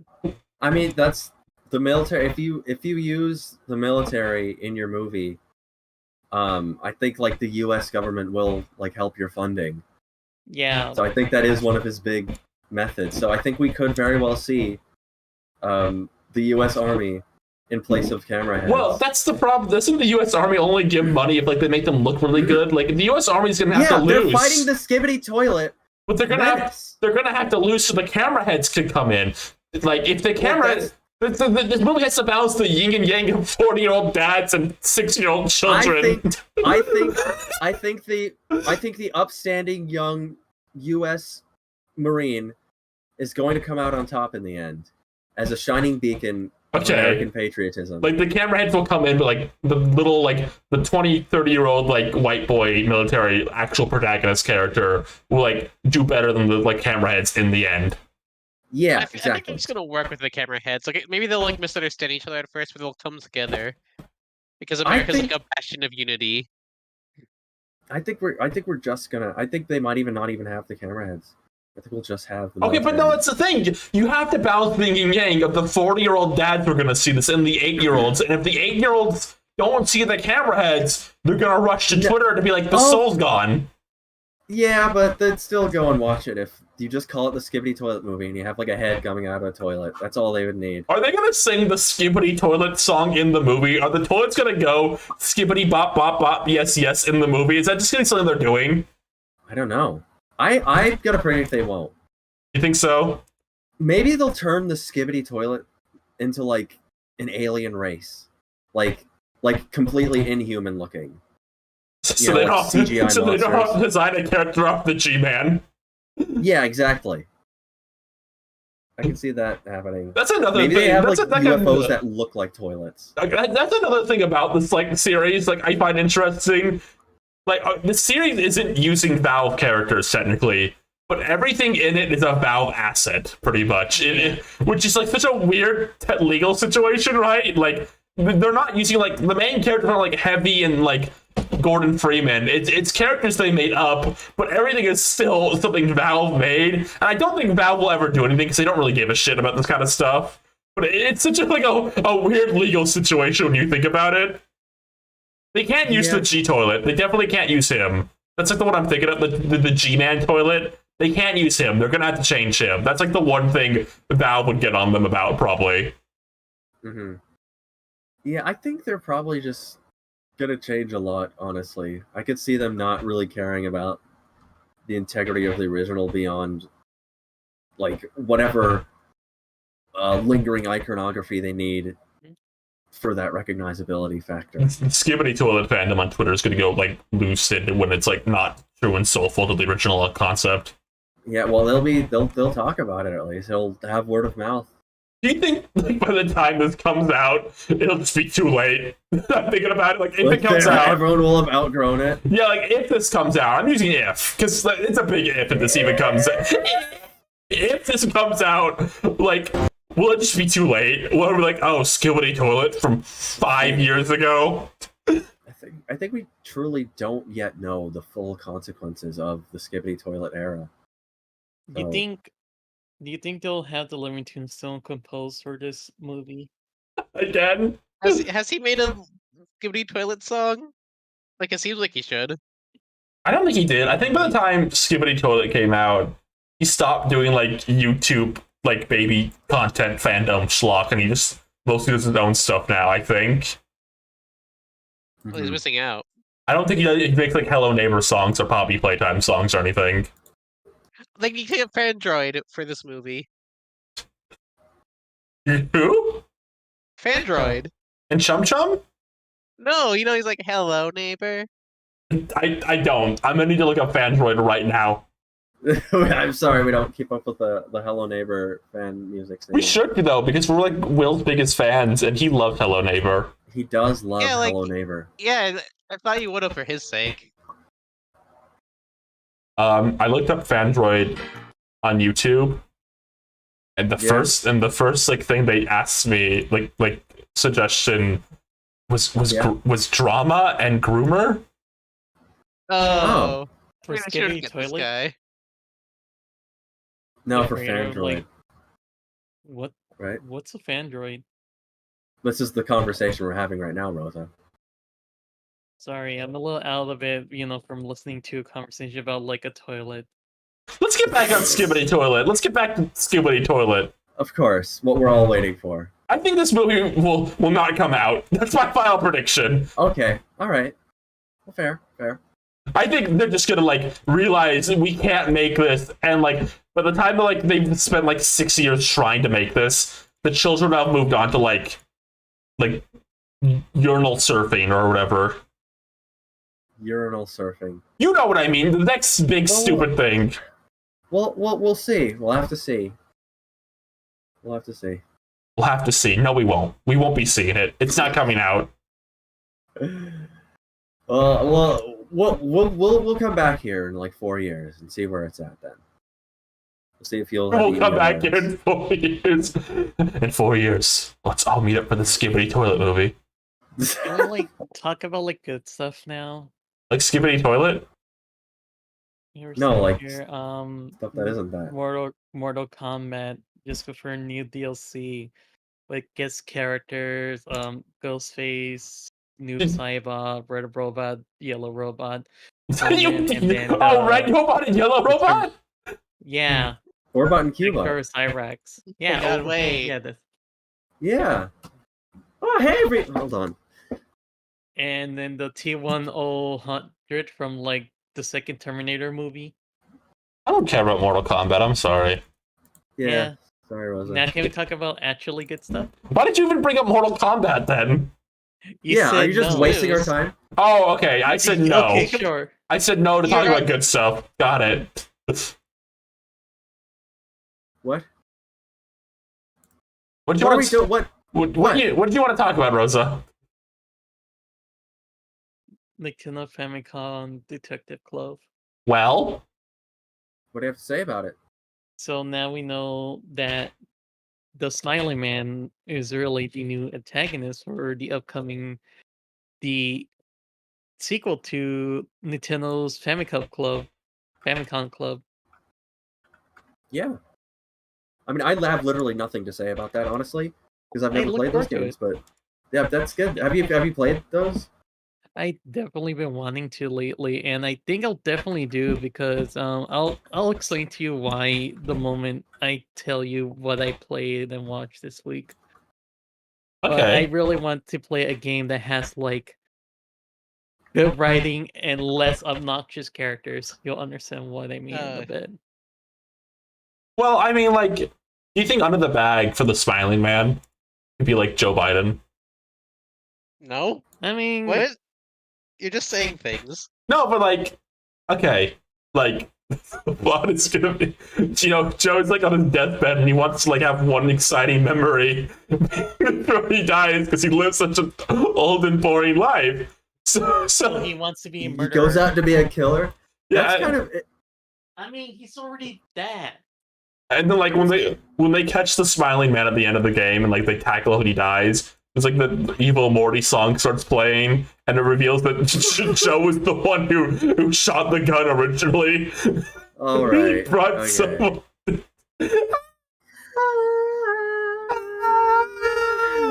And that's the reason he missed because it's Joe Biden and he's 80 years old. Okay. What? All right. I thought that was good. I was just building up to that. That was all right. It was all right. I enjoyed it. I enjoyed the twist. Yeah. Well, what else is there then to talk about? President Trump got shot. Yeah, I mean, I feel like we've kind of said all we want to about that, right? Right, and did we say that Joe Biden is like frozen in ice? When did that You happen? mentioned that. You mentioned that once in the middle of an entirely unrelated conversation. Do you have a source? like Did you we get were- that from like? Did you get that from like Yeah. Fox News or something? No, from our Starcast Fridge, he's in there. Oh, you know what? okay. You know what happened? I think Trump and Biden got into a big like Family Guy chicken fight after Biden like told Trump that like he was dropping out of the race. Trump's like, no, you can't, Sleepy Joe, you can't drop out. And he's like, I'm Joe tired. Joe Biden got really sad when he found out that like Clone High was like canceled. That's what he's upset Oh. about. Yeah, that's why he dropped out. It's like, oh, Clone High, it's canceled. He got the early news before anyone else. He's like, Of course. I can't keep going with this. They're not gonna bring Gandhi back. I'm dropping out. I failed your resignation. That is one of the Biden presidency's failures, I'd say. It's Gandhi not coming back. And then, Well, if we get Joe another term, Oh, maybe with just one more. If we could get one more term, if I get one, he should have said that in the freaking debate. Now, mark my words. If I get one more term, then we'll have Gandhi and Clone High. yeah, No. that's fake news. Sleepy Joe will not bring Gandhi back. Oh man. Yeah, and then like Joe was dropping No, out. no, No, I didn't think you gotta see where this is going. It's gonna be good. It's gonna be fun. Okay. I'm just saying we've wasted a lot of time already. No, but then Joe says he's gonna drop out of the race, and then Trump's Okay. like, "You can't." And then like they get into the big Family Guy chicken fight, and it goes all across like Washington Okay. D.C. and then to a plane, and then like they both fall into the fridge, and they get frozen, and they get thawed out 1,000 years later, and they get taken out of the fridge, Whatever. and then Bender goes, "I'm Bender, fuck future meatbags," and then it's like that's the Futurama Hulu new season episode with Joe Biden and Trump in it, so they can make Joe Biden and Trump jokes. Oh, and then they run for president again. Oh, okay. And they can make so many like up-to-date jokes. Like they can. That's true. What was Trump doing like a year ago? They can make jokes about that. Okay, yeah. The Trump trial. They can make Yeah. jokes about the Trump trial. Yeah. All right. I thought that was good. I thought It was alright. They built up to a good there's like. a lot of squeeze. Okay, but like to like the Not future much. to like the Futurama like I mean, we behind my never ear. once I mentioned know. Futurama in But, this like, entire. I thought it was good. Chad, what do you think? Can we rate that joke out of like a 4? Can we just like move on to what we're almost reaching the 2-hour mark? we have issues with this. I think this is the kind of stuff that maybe. Yeah. What have we watched or played this week? Yeah, what do you two Oh, watch go or ahead. play? So Yeah, Gwen, are you ready to talk about High Guardian Spice?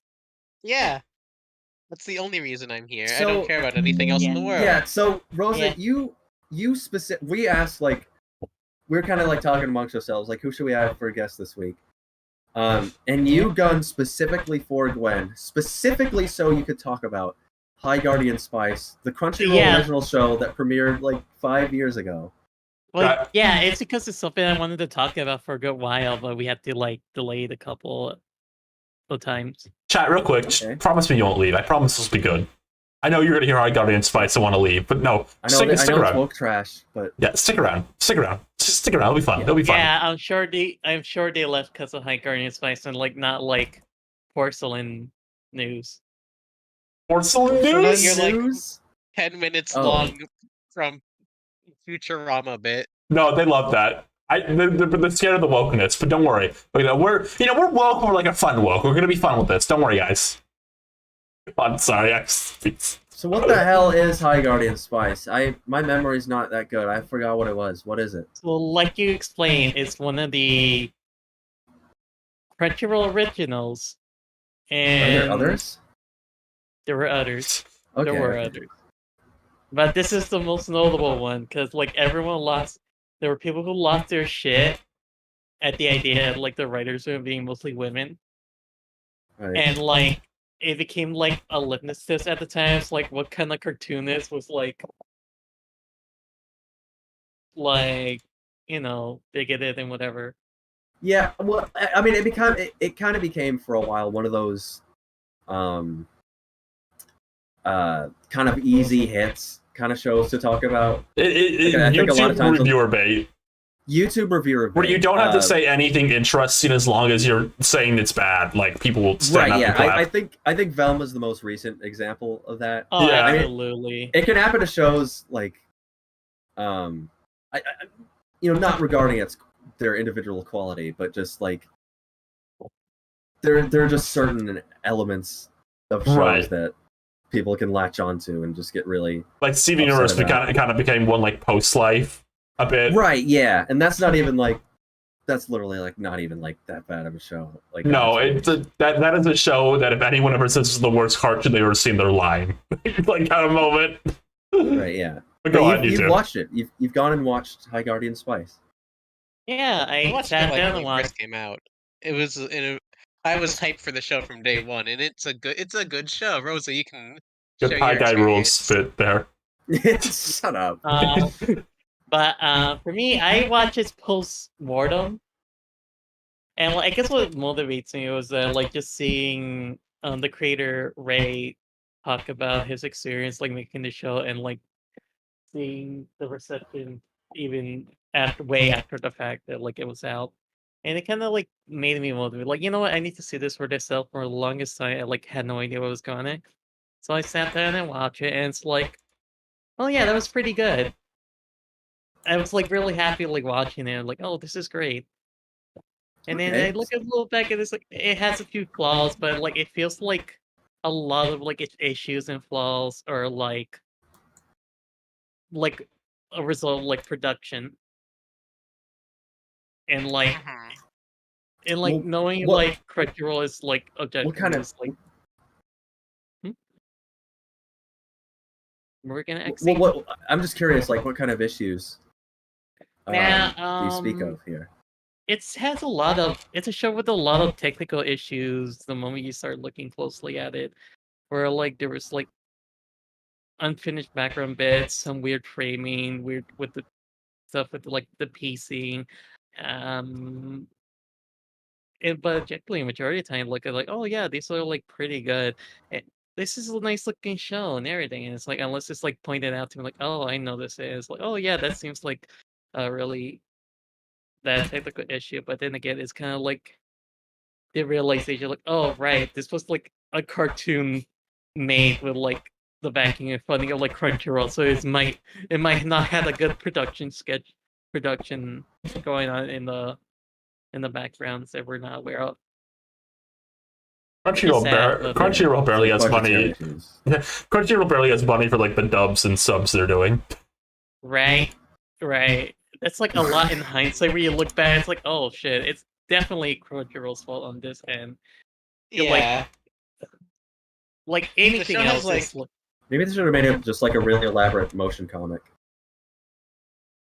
The show has like really Yeah. good like bones and really good like concepts. It just also is a little bit held together by tissue paper. yeah, But that's because all they were given was like tissue paper and glue. So like, right. Yeah, and it's like such a Okay. shame too, because like no, it definitely has like a strong crew, but also very interesting how it's like it was done up by like a new CEO and like newer talents. Like, oh, this will be that's it's just like objectively, it's a good thing when we see more new blood in the field.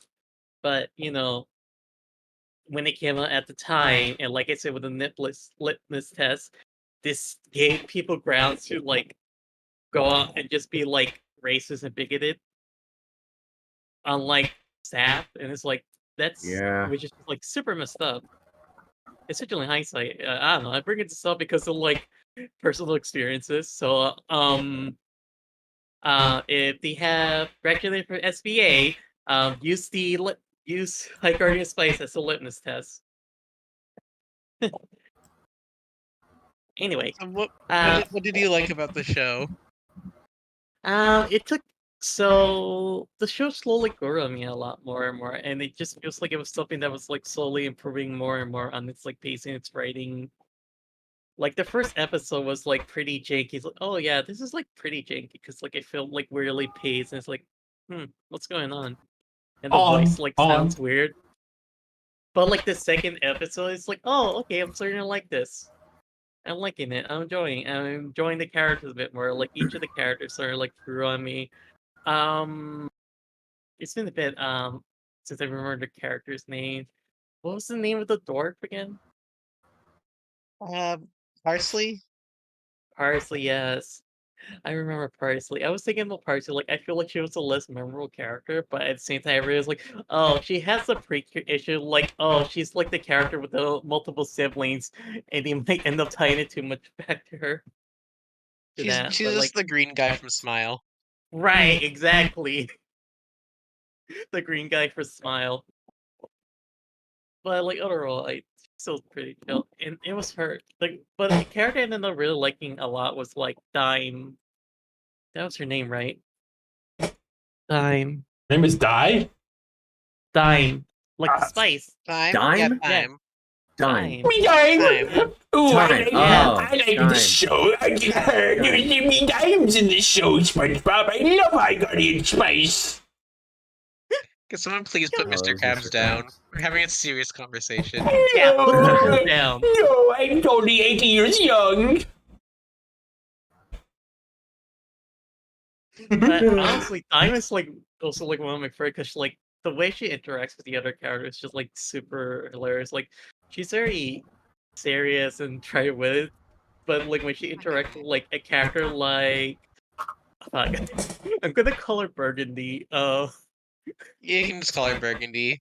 They put what Burgundy she from is. Pokemon on the show. Burgundy? Yeah, Burgundy. Burgundy. Burgundy. Whatever. Shut up, Ryan. Please. No, I'm sorry. That was mean. But it wasn't meant to. I was just But, quoting like, sorry, I need to give context. I'm just quoting like this video our friend Beat made like years ago where they pronounce it as Burgundy, and that's how I always read it now. Burgundy. Burgundy. Oh, I thought you were making like a Gandhi. No, it's pronounced as Burgundy. Hey, Burgundy. Go on, So, yeah. Rosa.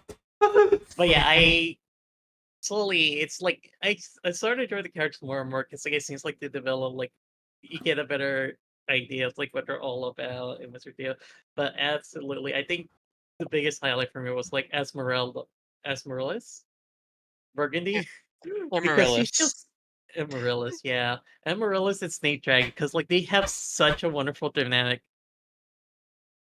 Yeah, I think Amaryllis is definitely the character who improves most of the show because she starts off as like a really generic, mean bully girl character, but then she like they start giving her more traits, and those traits include like attacking things with an axe and being a trans ally. Rosa, Yeah. someone in chat said they're listening to this conversation. Yeah, I saw. Rosa, I I gotta be saw- honest. I think that's true. I literally think that's true. I feel think like I'll that's true. watch.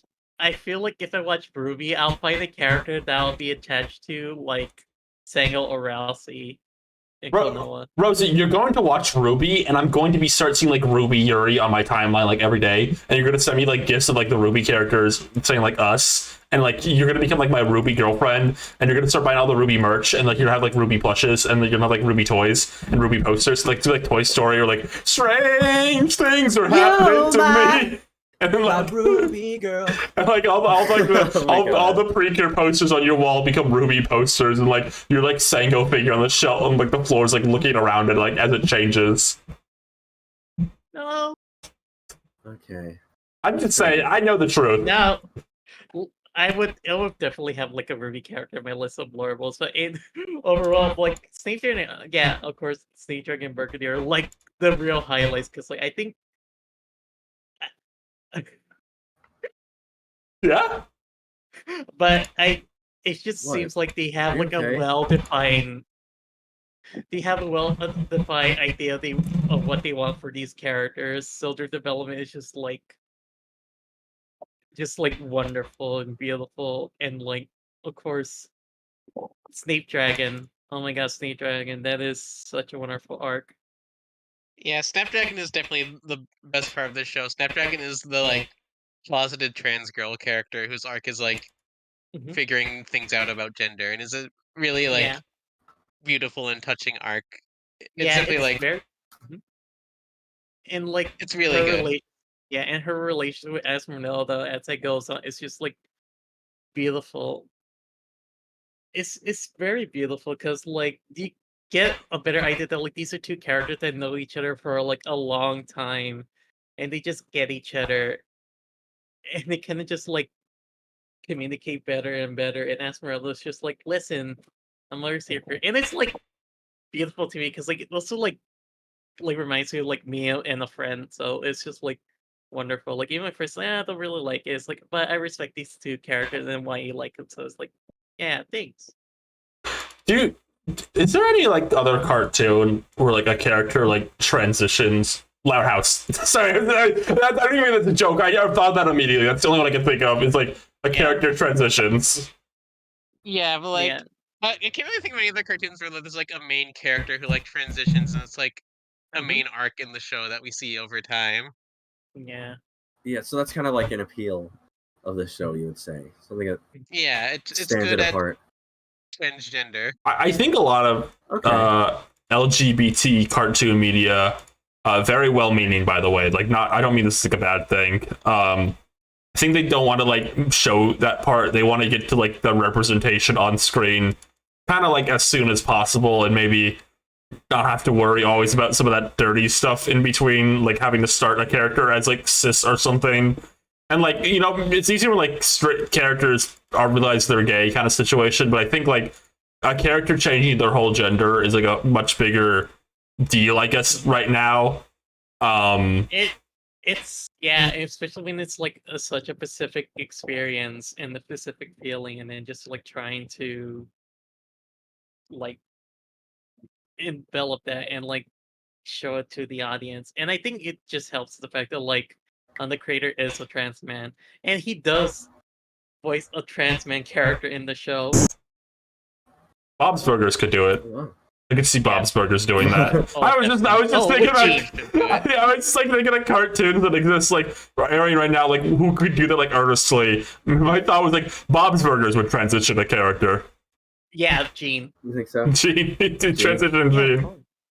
Simpsons. Oh, yeah. Simpsons will like not dare touch their status quo, so it can't be a Simpson. Family Guy wouldn't Yeah. have They the just artist. killed off Larry. Shit, you're right. But they could afford to kill off Larry. They're gonna have Sam the Barfly be like Sam short for Samantha next time. Oh my god, that'd Okay. be really good. But you know what I mean though. Like it's like that's like a big thing to do, and like not a lot of cartoons have done it. Like again, some people are saying chat. Rocco's kind of like the only other one technically, really. But even like Rocco, Yeah. like wasn't across the whole show. It was like they did a special years later after that, which does not to downplay it whatsoever, of course. But like it's a bit. What I'm thinking of is like happens across a season kind of situation. Yeah, I think we're just at a point where I think it's pretty.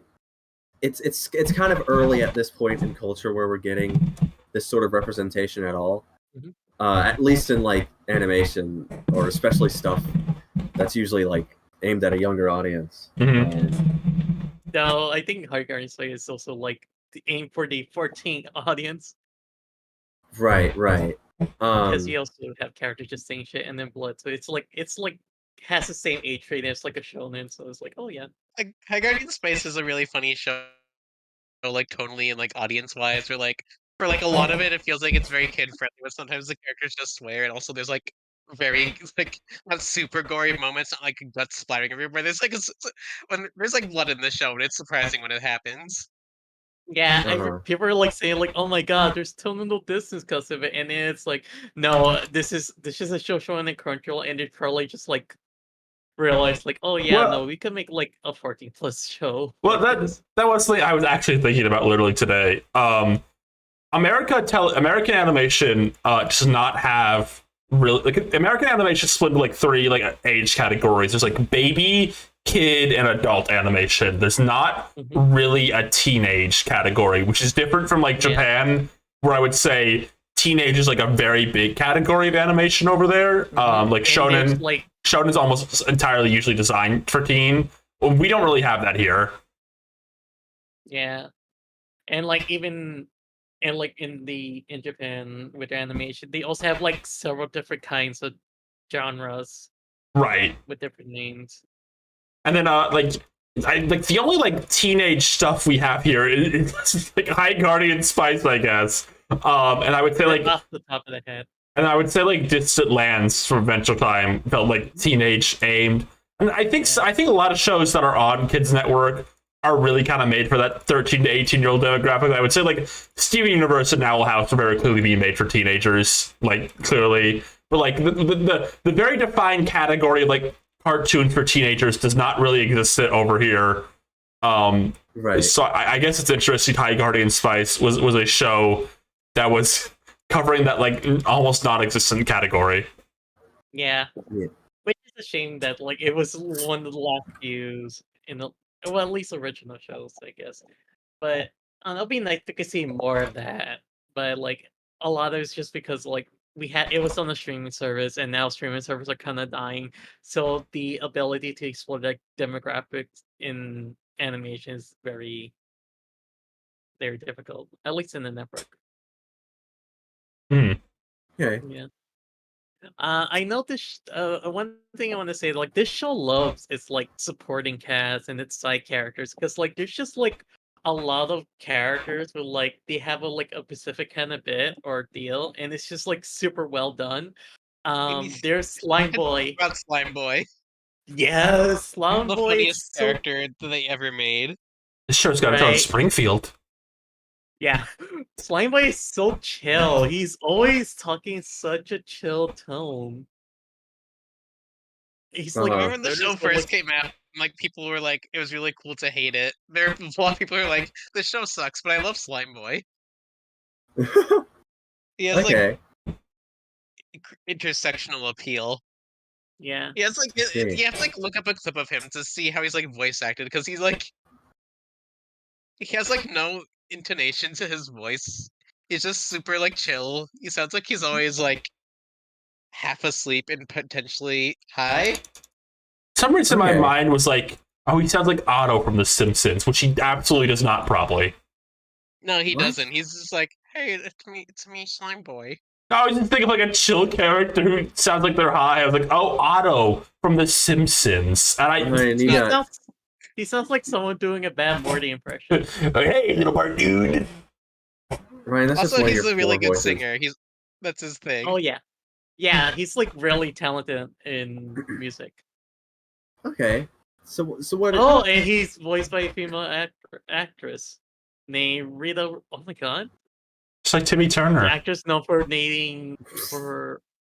Rita Repulses. That's interesting. What? Oh, and another character. Okay. Oh, it was What? Parnell. I was really No, it rooting was for just funny. Parnell. It was just funny. Like, Steve was like looking for like an explanation, and then Rosa moved on. He was just like, okay. No, I was reading Parnell. What are you talking about? Parnell. That's another supporting character. Okay. He's so sweet. He's so loving. He's like, he's like, we first are introducing him like crying in the room where Sage was not doing so well, not feeling well, and like just like conflicted about like magic, like new magic and old magic. And she's like, oh hi, I didn't know anyone was here. It's like, oh, it's okay. I was here crying. You want to cry too? And Parnell is so nice and positive. That's I like the love bit. this kid. That's the Millhouse joke from The Simpsons. No, Millhouse is pathetic. Parnell is This is just. it's I like was like- wonderful. Parnell's a little bit like Millhouse, but like if Millhouse was worthy of love. Oh my If god! that was where oh, and like actually like positive, has like a bit of confidence. Like, oh, I'm gonna crack for a bit. Also, he's really And good then at feels it. using bladed weapons. Yeah. This is Okay. where I come to cry. Also, he has a cousin who's really transphobic and is voiced by Sung-Won Cho. Yeah. Oh, I've always wanted to hear what that Yeah. sound like. Oh my god, that cousin sucks. I'm glad they kicked his ass. Are you just like, I've always wanted to hear him be transphobic? I've always wondered. I've always wondered if they edited him. Always wondered. It's just one of those crazy curiosities of life. So I Oh. think, what was there another character from High Guardian Spice that you like? I want to mention Caraway. That's the character that got a lot of people pissed off. Because like, oh, this is how this is them like stuffing LGBT stuff down your throat, and it's like, oh yeah, I'm transgender. Yes, oh, I'm transgender, Uh-huh. and and it's also like, it's like super neat that like he was straightforward and explained like, oh yeah, I just take like HRT and stuff, and it was later used for like Snapdragon's like art to like for Carver to like give her guidance, which The is really HRT? sweet. And, yeah, Okay. No, I mean, yeah, I mean, you know how people on the internet are. Like, if you're of course. really like straightforward about, I guess, a lot of like representation or messaging, people kind of assume it's just like hokey or disingenuous. Or they'll deny it like Richard and Vivian. Yeah, but Yeah. you're saying you enjoy it in the show. You think it's done. You like how it's done in here. Oh yeah, I mean I respect it too. It's like super straightforward, and it's like, yeah, no, I understand why it has to be straightforward. Like I said, post Bridget Vivian world. All right. Was that is that your stamp of approval on High Guardian Spice? There, would you recommend it? Absolutely. Of course, absolutely. It's like 12 episodes. It's easy to watch, and there's like a lot of the character designs are really good, and the supporting characters are great. Like the main characters are fine. I think absolutely the Dime is like the strongest one, but I think it's like as a result, like it's probably like easier to write side characters Uh huh. than like main characters that need like more time for development. But at the very least, I think they had like a clear vision for a character like Snake Dragon and Amaryllis.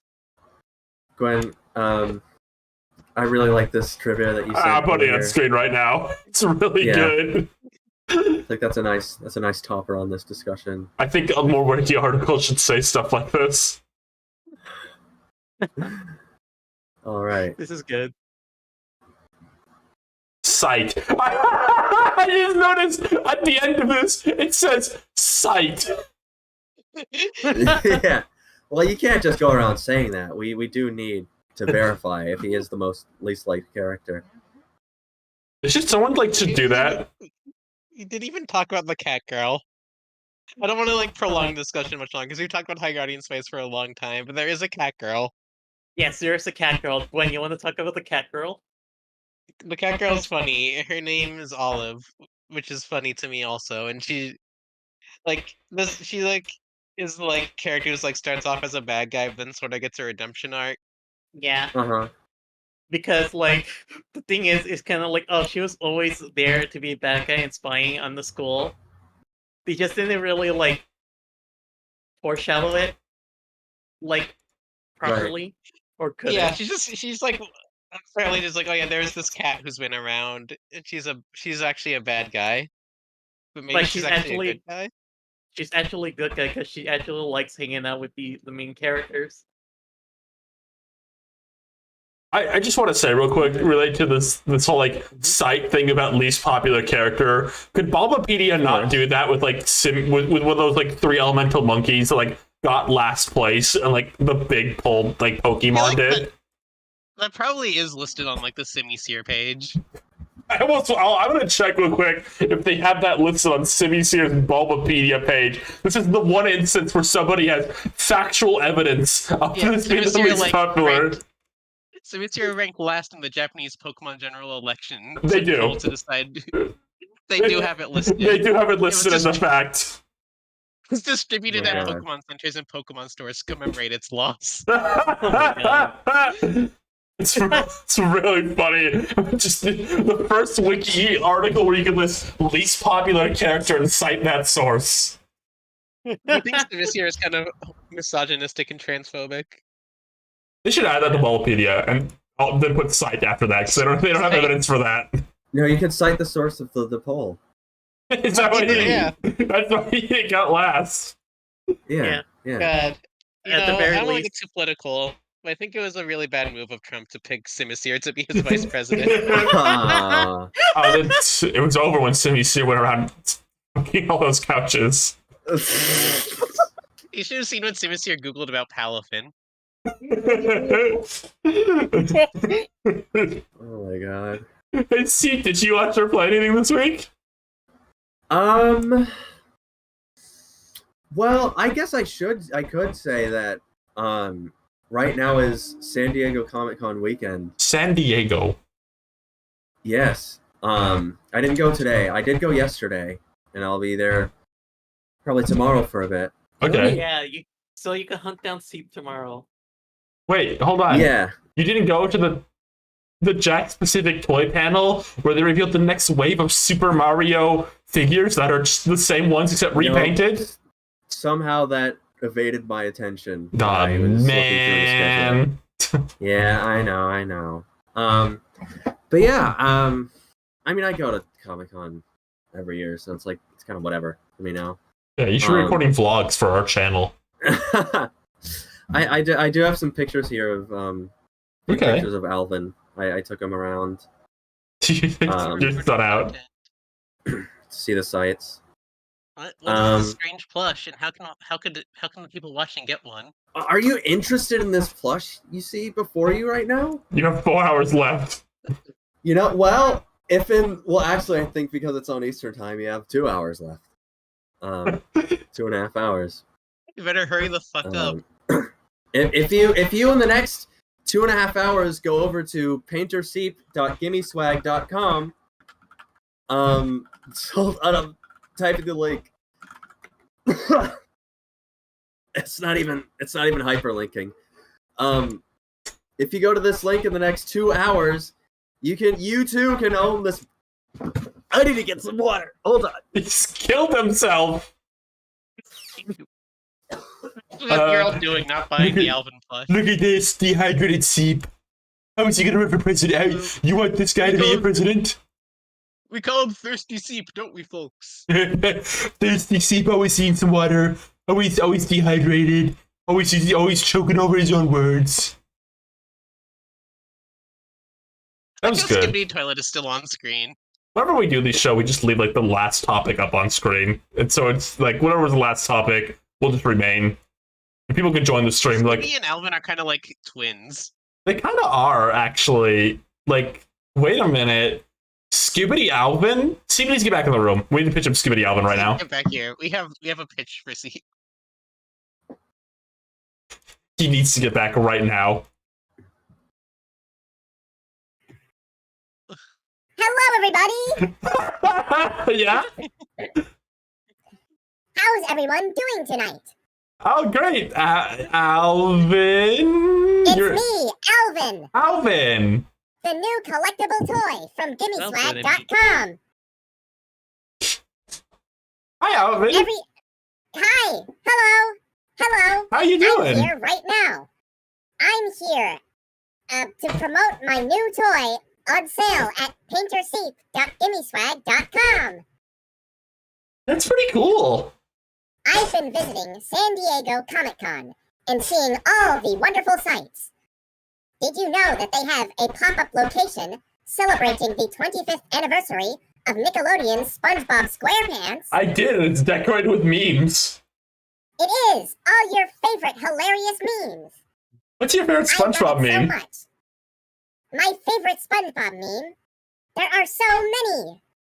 Perhaps I might want to pick. Deceptive Patrick on the ceiling. Yeah, okay, that's pretty good. That one's pretty funny.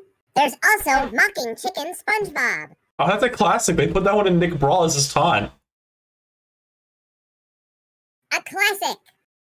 I'm enjoying all these sights at San Diego Comic-Con. I even got to visit wait. the Sonic the Hedgehog Speed Cafe. Can I ask, are you a fan of the episode Little Yellow Book that's from? Do you like Little Yellow Book?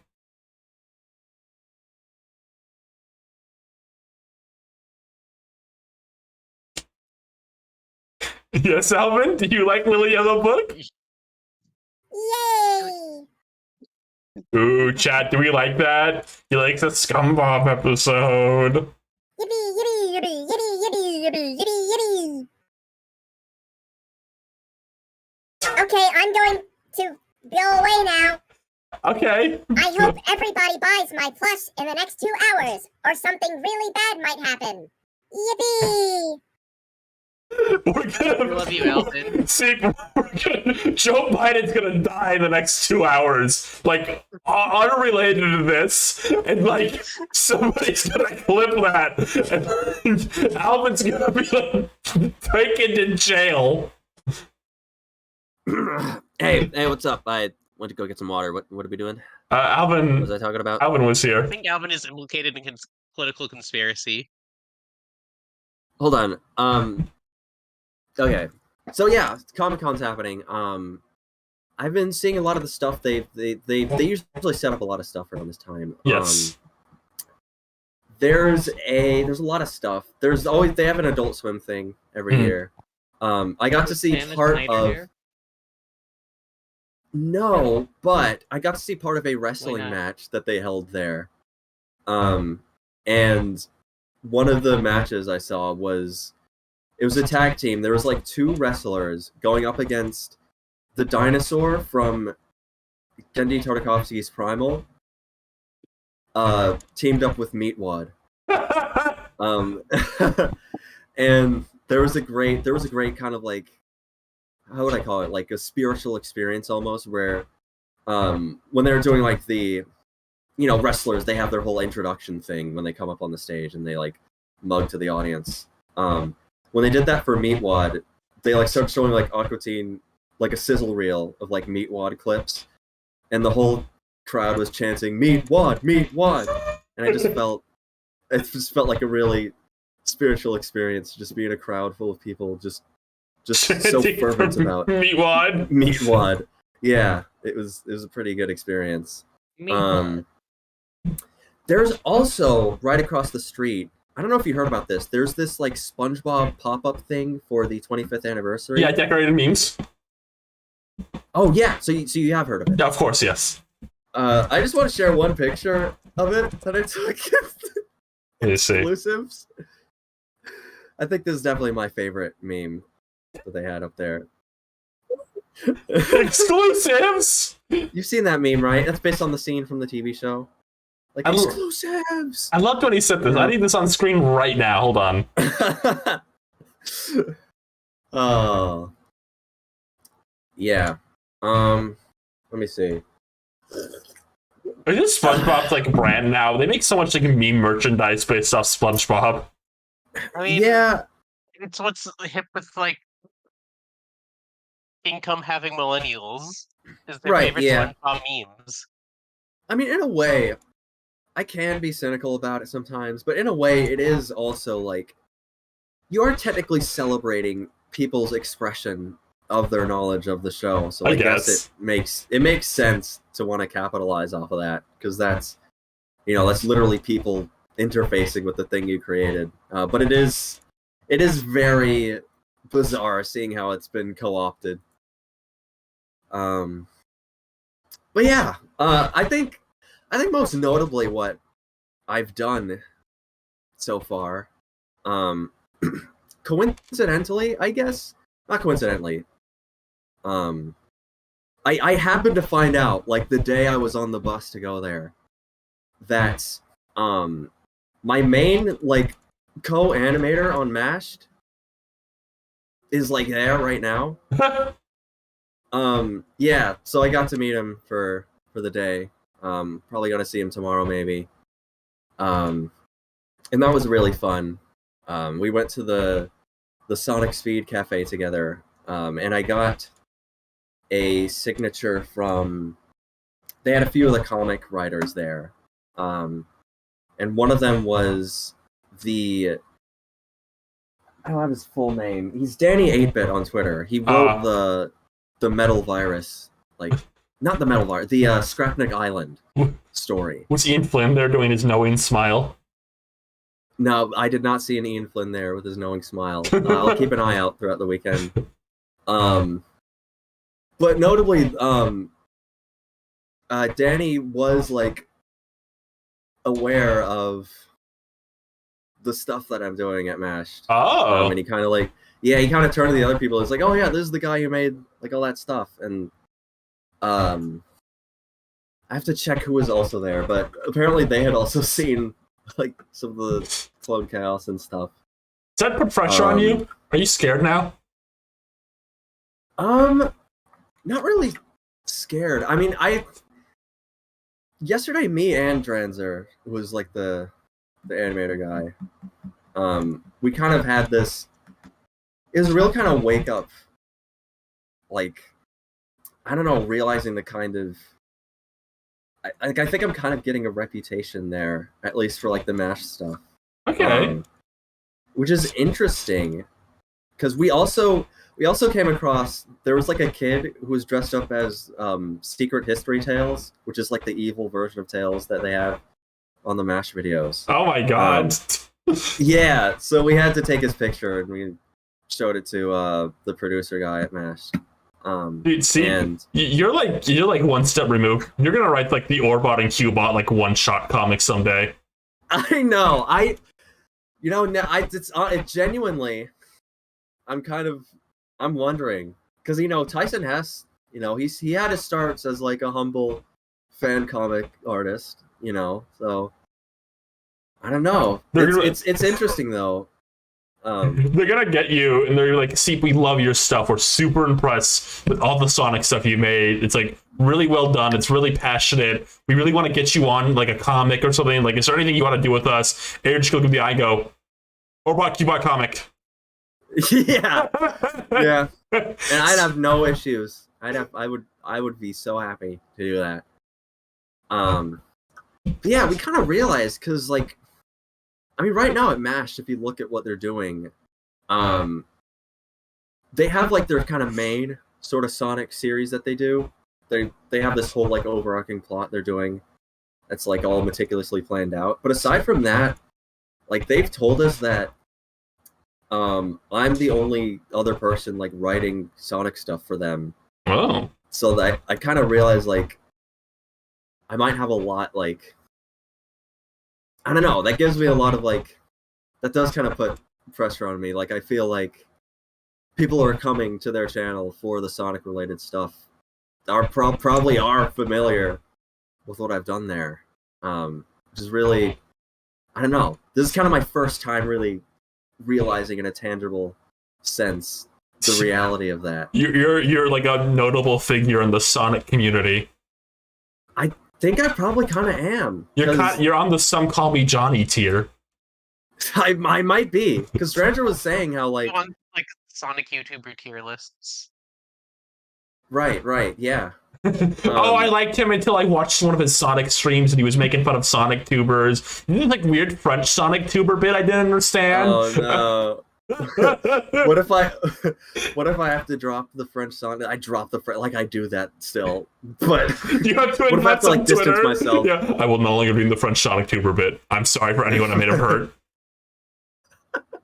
Right, yeah, exactly. But no, I mean, Dresser was also kind of musing on how like, I guess sort of the Sonic fan animation sphere is probably pretty close knit. Like, in term, like MASH is probably the channel with like the most like long-standing reputation when it comes to that. That's still making stuff. Which is kind of like, I don't know. Now it's like, now I gotta start like cashing in on it. Maybe I should be dressed as like, I should be dressed as one of the 5 little hedgehogs. You know? See how many little kids come up to me. You should wear a t-shirt with them on it. I know. I mean, it's really short notice now, but I wonder if like I have any like white shirts that I could like draw with a marker on that. You should. That'll matter to anyone. You should get a boombox and walk around with 5 little hedgehogs jumping in a bin, playing on loop all day at Comic-Con, no matter where you are. Everyone will love you by the end of the day. I'd be like a Pied Piper for like 4-year-olds. Yeah. Oh, but yeah. We had fun. We just walked around. We did stuff. It was nice. We have fun here. Yeah. It was nice. It was nice meeting someone who I've worked with for like a year and a half now. Yeah. It's kind of unexpectedly. It's kind of like meeting you in person for the first time. How was that for you, Rosa? I could like look back at her videos, but it was very nice. It was weird to see you like more than like taller than like 2 inches. Like Oh, we're you know, practically the same height.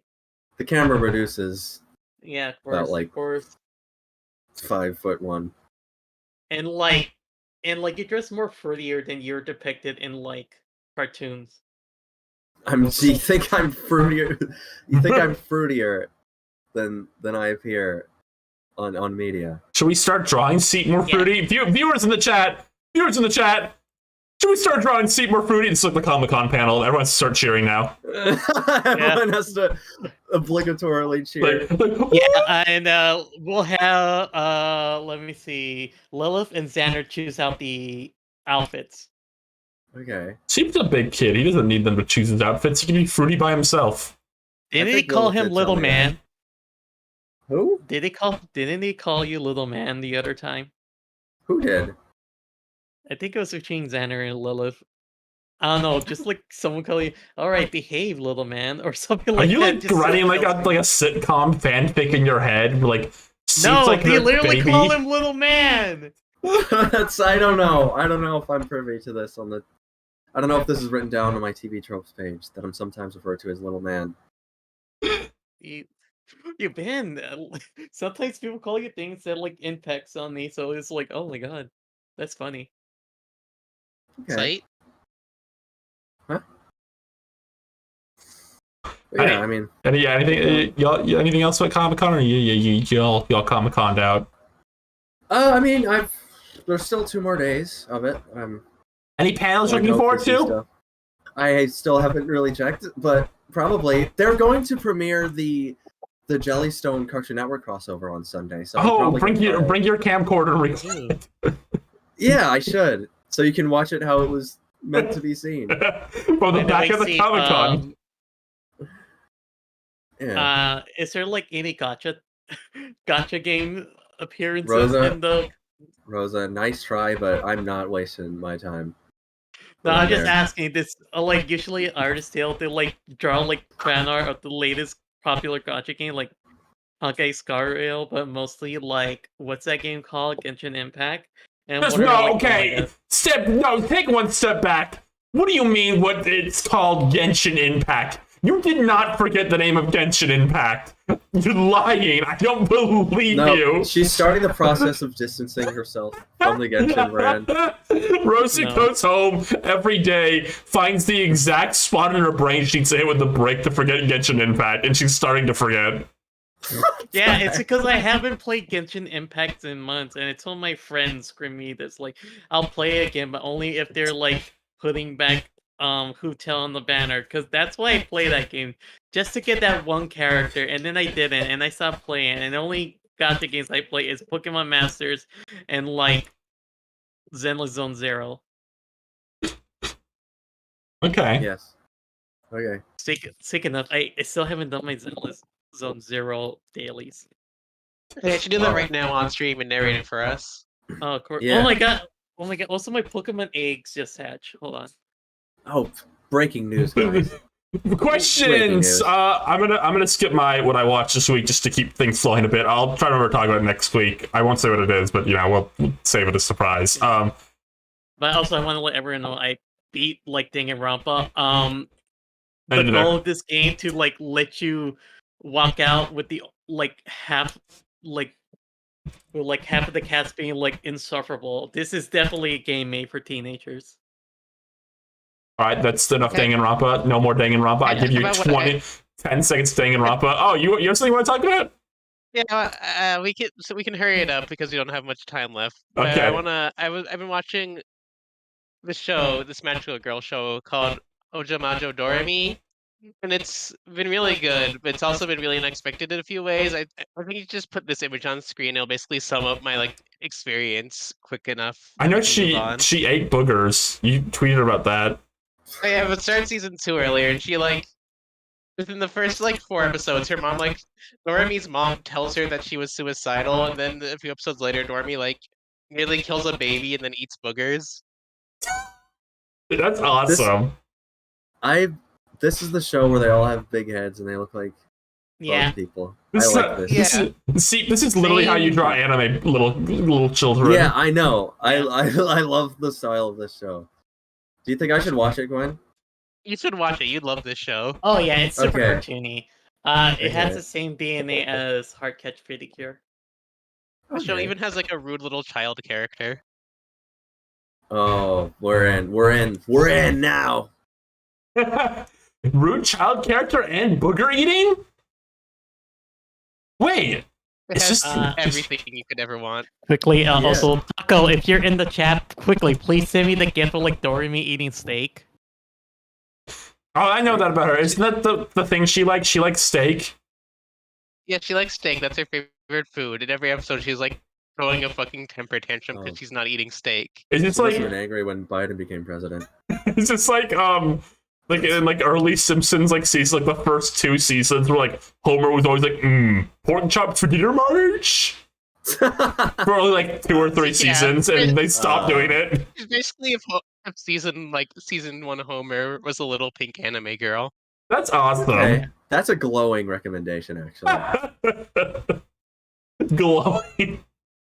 Yeah. Okay. What's our first question, though? Yeah, let me. This is a good one. I saw it. I'm we need to talk about this because it's important. This is huge. From Angler, the Paris 2024 Olympics have begun. Is there any hope for Mario and Sonic? I'm gonna say it. No. Bowser Jr. and Metal Sonic need to look at Eggman and Bowser we need another Olympics. And Sage will be there too. It's probably mostly really fun for Bowser Jr. Just fun for letting the kids just run around and play. What do you have to say, Ryan? I feel bad for him, Jr. What is your state of I think it's over. I think Mario and Sonic at the Olympic Games is over. I think they're done. We didn't get the Winter Olympics. We didn't get the Paris Olympics. It's over. I'm kind of surprised a little bit, just because I don't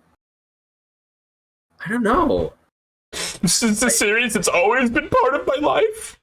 Right? Yeah. I feel like it would always be there for me. And I feel like it's pretty easy to make. I can always stress on a Nintendo Direct every 4 years announcing a new Mario and Sonic. You're gonna find out that the Olympics dev team has been sent off to Frontiers 2, and you're gonna be so angry. I just figured that out and make a Tommy tweet about it. Tommy, the Sonic Frontiers 2 is stealing dev time from these Olympic Games because he probably has a lot of memories of these games. They've been here since his conception. You know? Yes. This is, I mean, like, leaving the bit, that is such a weird series that kept going, is like Mario and Sonic at the Olympic Games, and they made like 6 of them. Yeah.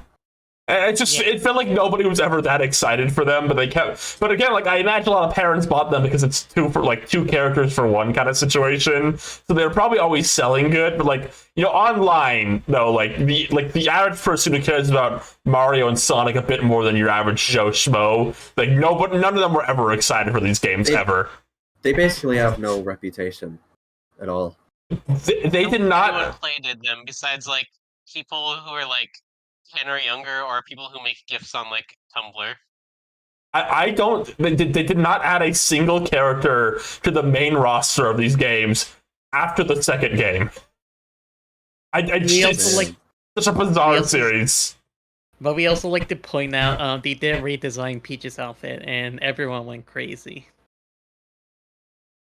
Did that happen? Was there Peach outfit changing discourse? I don't even remember that. Wait. They gave Peach an outfit and people went crazy for it? This has only ever happened Positive. In a positive No, I way.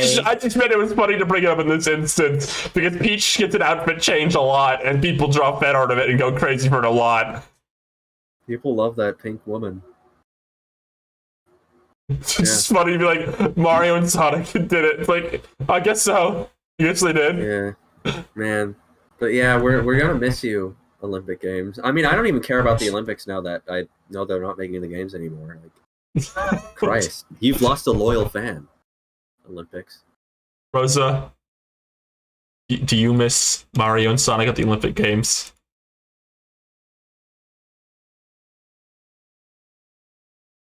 Rosa? She's playing gacha games. Rosa? Any other questions? Where did Rosa go? What? She's probably just playing like freaking phone games. Okay, No, it's fine. The Zenless Zone. Not enough to hold in a pee. What? What's the next question? Because we're not going to 3 hours. No, but I just want to know if Rosa misses Mario and Sonic at the Olympic Games. You're a big Rosa, fan yes of or it. no? If I have to give up between peeing and Olympics games, I'll just give up the Olympics games. All right. Okay. That's what you get for asking, Ryan. Sonic Binge asks, ants on my desk, what do I do? We can't help you here. Sorry, you're going to die. Poison them. From Alf Null, could you please talk about the ugly Lego shadow? Is It's there fucked another up Lego looking, shadow? right? Ugly Lego shadow. It's a fucked up looking shadow Lego. Oh, I like see his him. He head. is very ugly. Yeah. Have you seen I it? think I love him. This is Ugliest awesome. Where did this story me came from? I didn't put this. Oh. Have you all seen it front facing, like the shadow? No, I've only seen like the one like 3/4. You know that like one Sonic game. I don't know which one, but Yes. you'll see and you'll know what I'm talking about immediately. You're gonna look at The this. 3D, the old 3D Sonic render. Yes, you're the going. Sonic 3D Blast. You're gonna look at this and like. Yes, yeah. I know exactly what. That's you're what this talking looks like from the about. Looks front. exactly like that. Gonna- Let me find that imagery. They're gonna remake Lord of the Flies. Instead of the pig head on a stake, it's gonna be this. Why did they make this? I'm just looking It's at the Year of this. Shadow. Right, but like they could just make like a normal Lego Shadow set. Why'd they make this? What, don't you want to like build the Shadow head? No. What else would you want to build that's related to Shadow? Shadow the Hedgehog? They already have like a mini of his motorcycle. that's, hedgehog, that's all they can do. 6.5.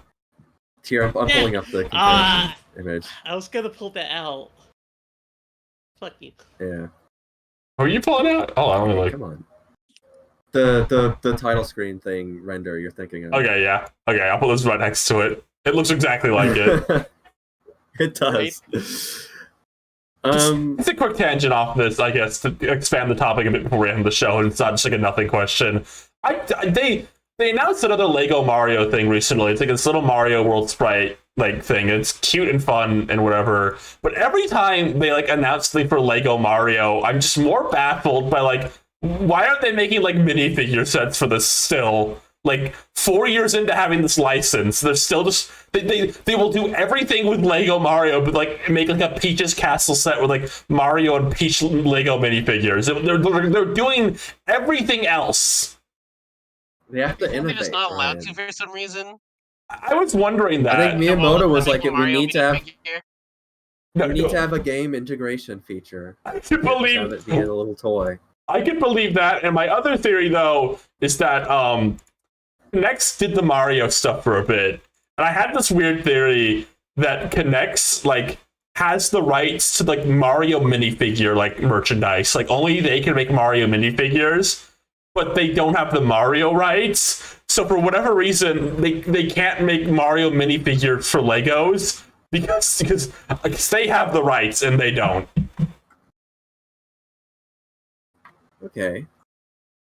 That's a possible theory. But I also totally believe the theory that like Nintendo's like, you need to make it a game. That like that they're doing with the theme park too. Is it's also a game. Right, yeah. And every Lego Mario thing they've released, like interactable or a little game. Mm-hmm. All Yeah. right. Well, at least we get like a shadow head, you know? a very handsome looking shadow head. Yeah, Yeah. sure. What do you mean? Sure, you don't like it? I want Shadow his motorcycle. You can buy that. That already exists. Get that. I Yeah. want money. Well, you know, Well, Everyone give Rosa. If everyone in this watching this stream now gives Rosa $1, then everyone will have given Rosa $1. Or just commission me or something. well, Rose, if you cut all the gacha games out of your life, all 2 of them that you haven't spent any money on, maybe like they'll deliver money to you as for like a reward, like you've overcome your addiction. I don't always spend Right. money on gacha games. I know, that's what I said. Is you didn't spend any money on gacha games, but like they'll reward you I for love it. how every time we bring it up, you have to be defensive about it. Because The it's day you what I spend wanted. 1 cent, the day you spend 1 cent on them, you're in trouble. You're gonna spend $1 for like the Rika blue shirt skin in Pokemon Masters. And then you can never say, I've never spent money on them. Spend No, 50 cents. Now let me tell you, I got that Rika with just playing that game because I didn't because I opened an account since like it came out and never touched it, so it paid off not playing that game. Yeah. I am now playing that game. I did play that game when it first came out for like one day. And then I went to the gacha machine. I didn't get Chantel from Gen 5, and I got mad and I didn't want to play it anymore because I didn't like the gameplay enough to keep going. Oh, I got Chantel I a did couple when of times. I played it when Rika came out, and I got Rika, and then I quit. I just looked at the pictures of her on Twitter. That's also fair. I unlocked a picture of her petting you in the photo. She does that. They know what they're doing with that character. I don't even know why I said they did that. They know what they're doing 24/7 with that character. They're gonna release like thirst trap pictures of her like unbuttoning her shirt. Well, okay, okay. I also got Clara from like Sword and Shield. She's then, awesome. And then like that blonde twink, just cause he actually has good stats. The blonde twink from Pokemon that narrows it down. Yeah, Is that Sword all- and Shield. Are we like done? Yeah, oh, you by got a the good way? point here. Yeah. You want to be I done? want to hear Rosa talk more about Pokemon characters that have good stats. I mean, Good stats. okay, we're oh, done. of Yeah, course, we're done. Rika. She's like, I'm gonna go home. I don't want to be here anymore. I hate this show. Yeah, All right. I freaking swallowed a bug Um, earlier. I gotta get out of here. You smelled Yeah, the fog? I swallowed Yeah. a bug. Well, Awkward. if people really want to see me like brawl fanboys, just pay me to, and yeah. Okay. Well, does anybody have Gwen, do you want to promote anything before we end the show? The full. Oh yeah, everyone, please just subscribe to the Krusty Cast at thekrustycast.youtube. I don't know what the actual URL is, but you can find us. You'll figure it out, kids at home. You'll find it. You know, just You're smart people. You're watching this podcast. I so you have to be squint pretty a little smart. bit. And I just want to say, You can also buy my toy. Alvin, I think it's too late for that. No, it's till 11:59 Eastern Standard Time. How much time left would that be? That would be approximately 2 hours. Or 1 hour, actually, now. Well, 1 hour left, We everyone. put on a big show to save the Alvin plush. I To think we get just did. dancers and singers. Oh, and the whistling Alvin at the very end. The whistling Alvin, yes. One more thing before we go, everyone. Just like, no more jokes. You know, this election season, get out there and vote, guys. Let's get out there and vote. You know, let's get out there and vote. And I think, in my opinion, I think we should all vote. Let's all vote. Let's get out there and vote. and you know what I also think, like, relate to that? You should commit voter fraud. I think that's good to do. I think they keep saying you shouldn't, but they haven't really said a good reason not to yet. So I think this voting season, you should really commit some voter fraud. Can we end the show? In 5 days.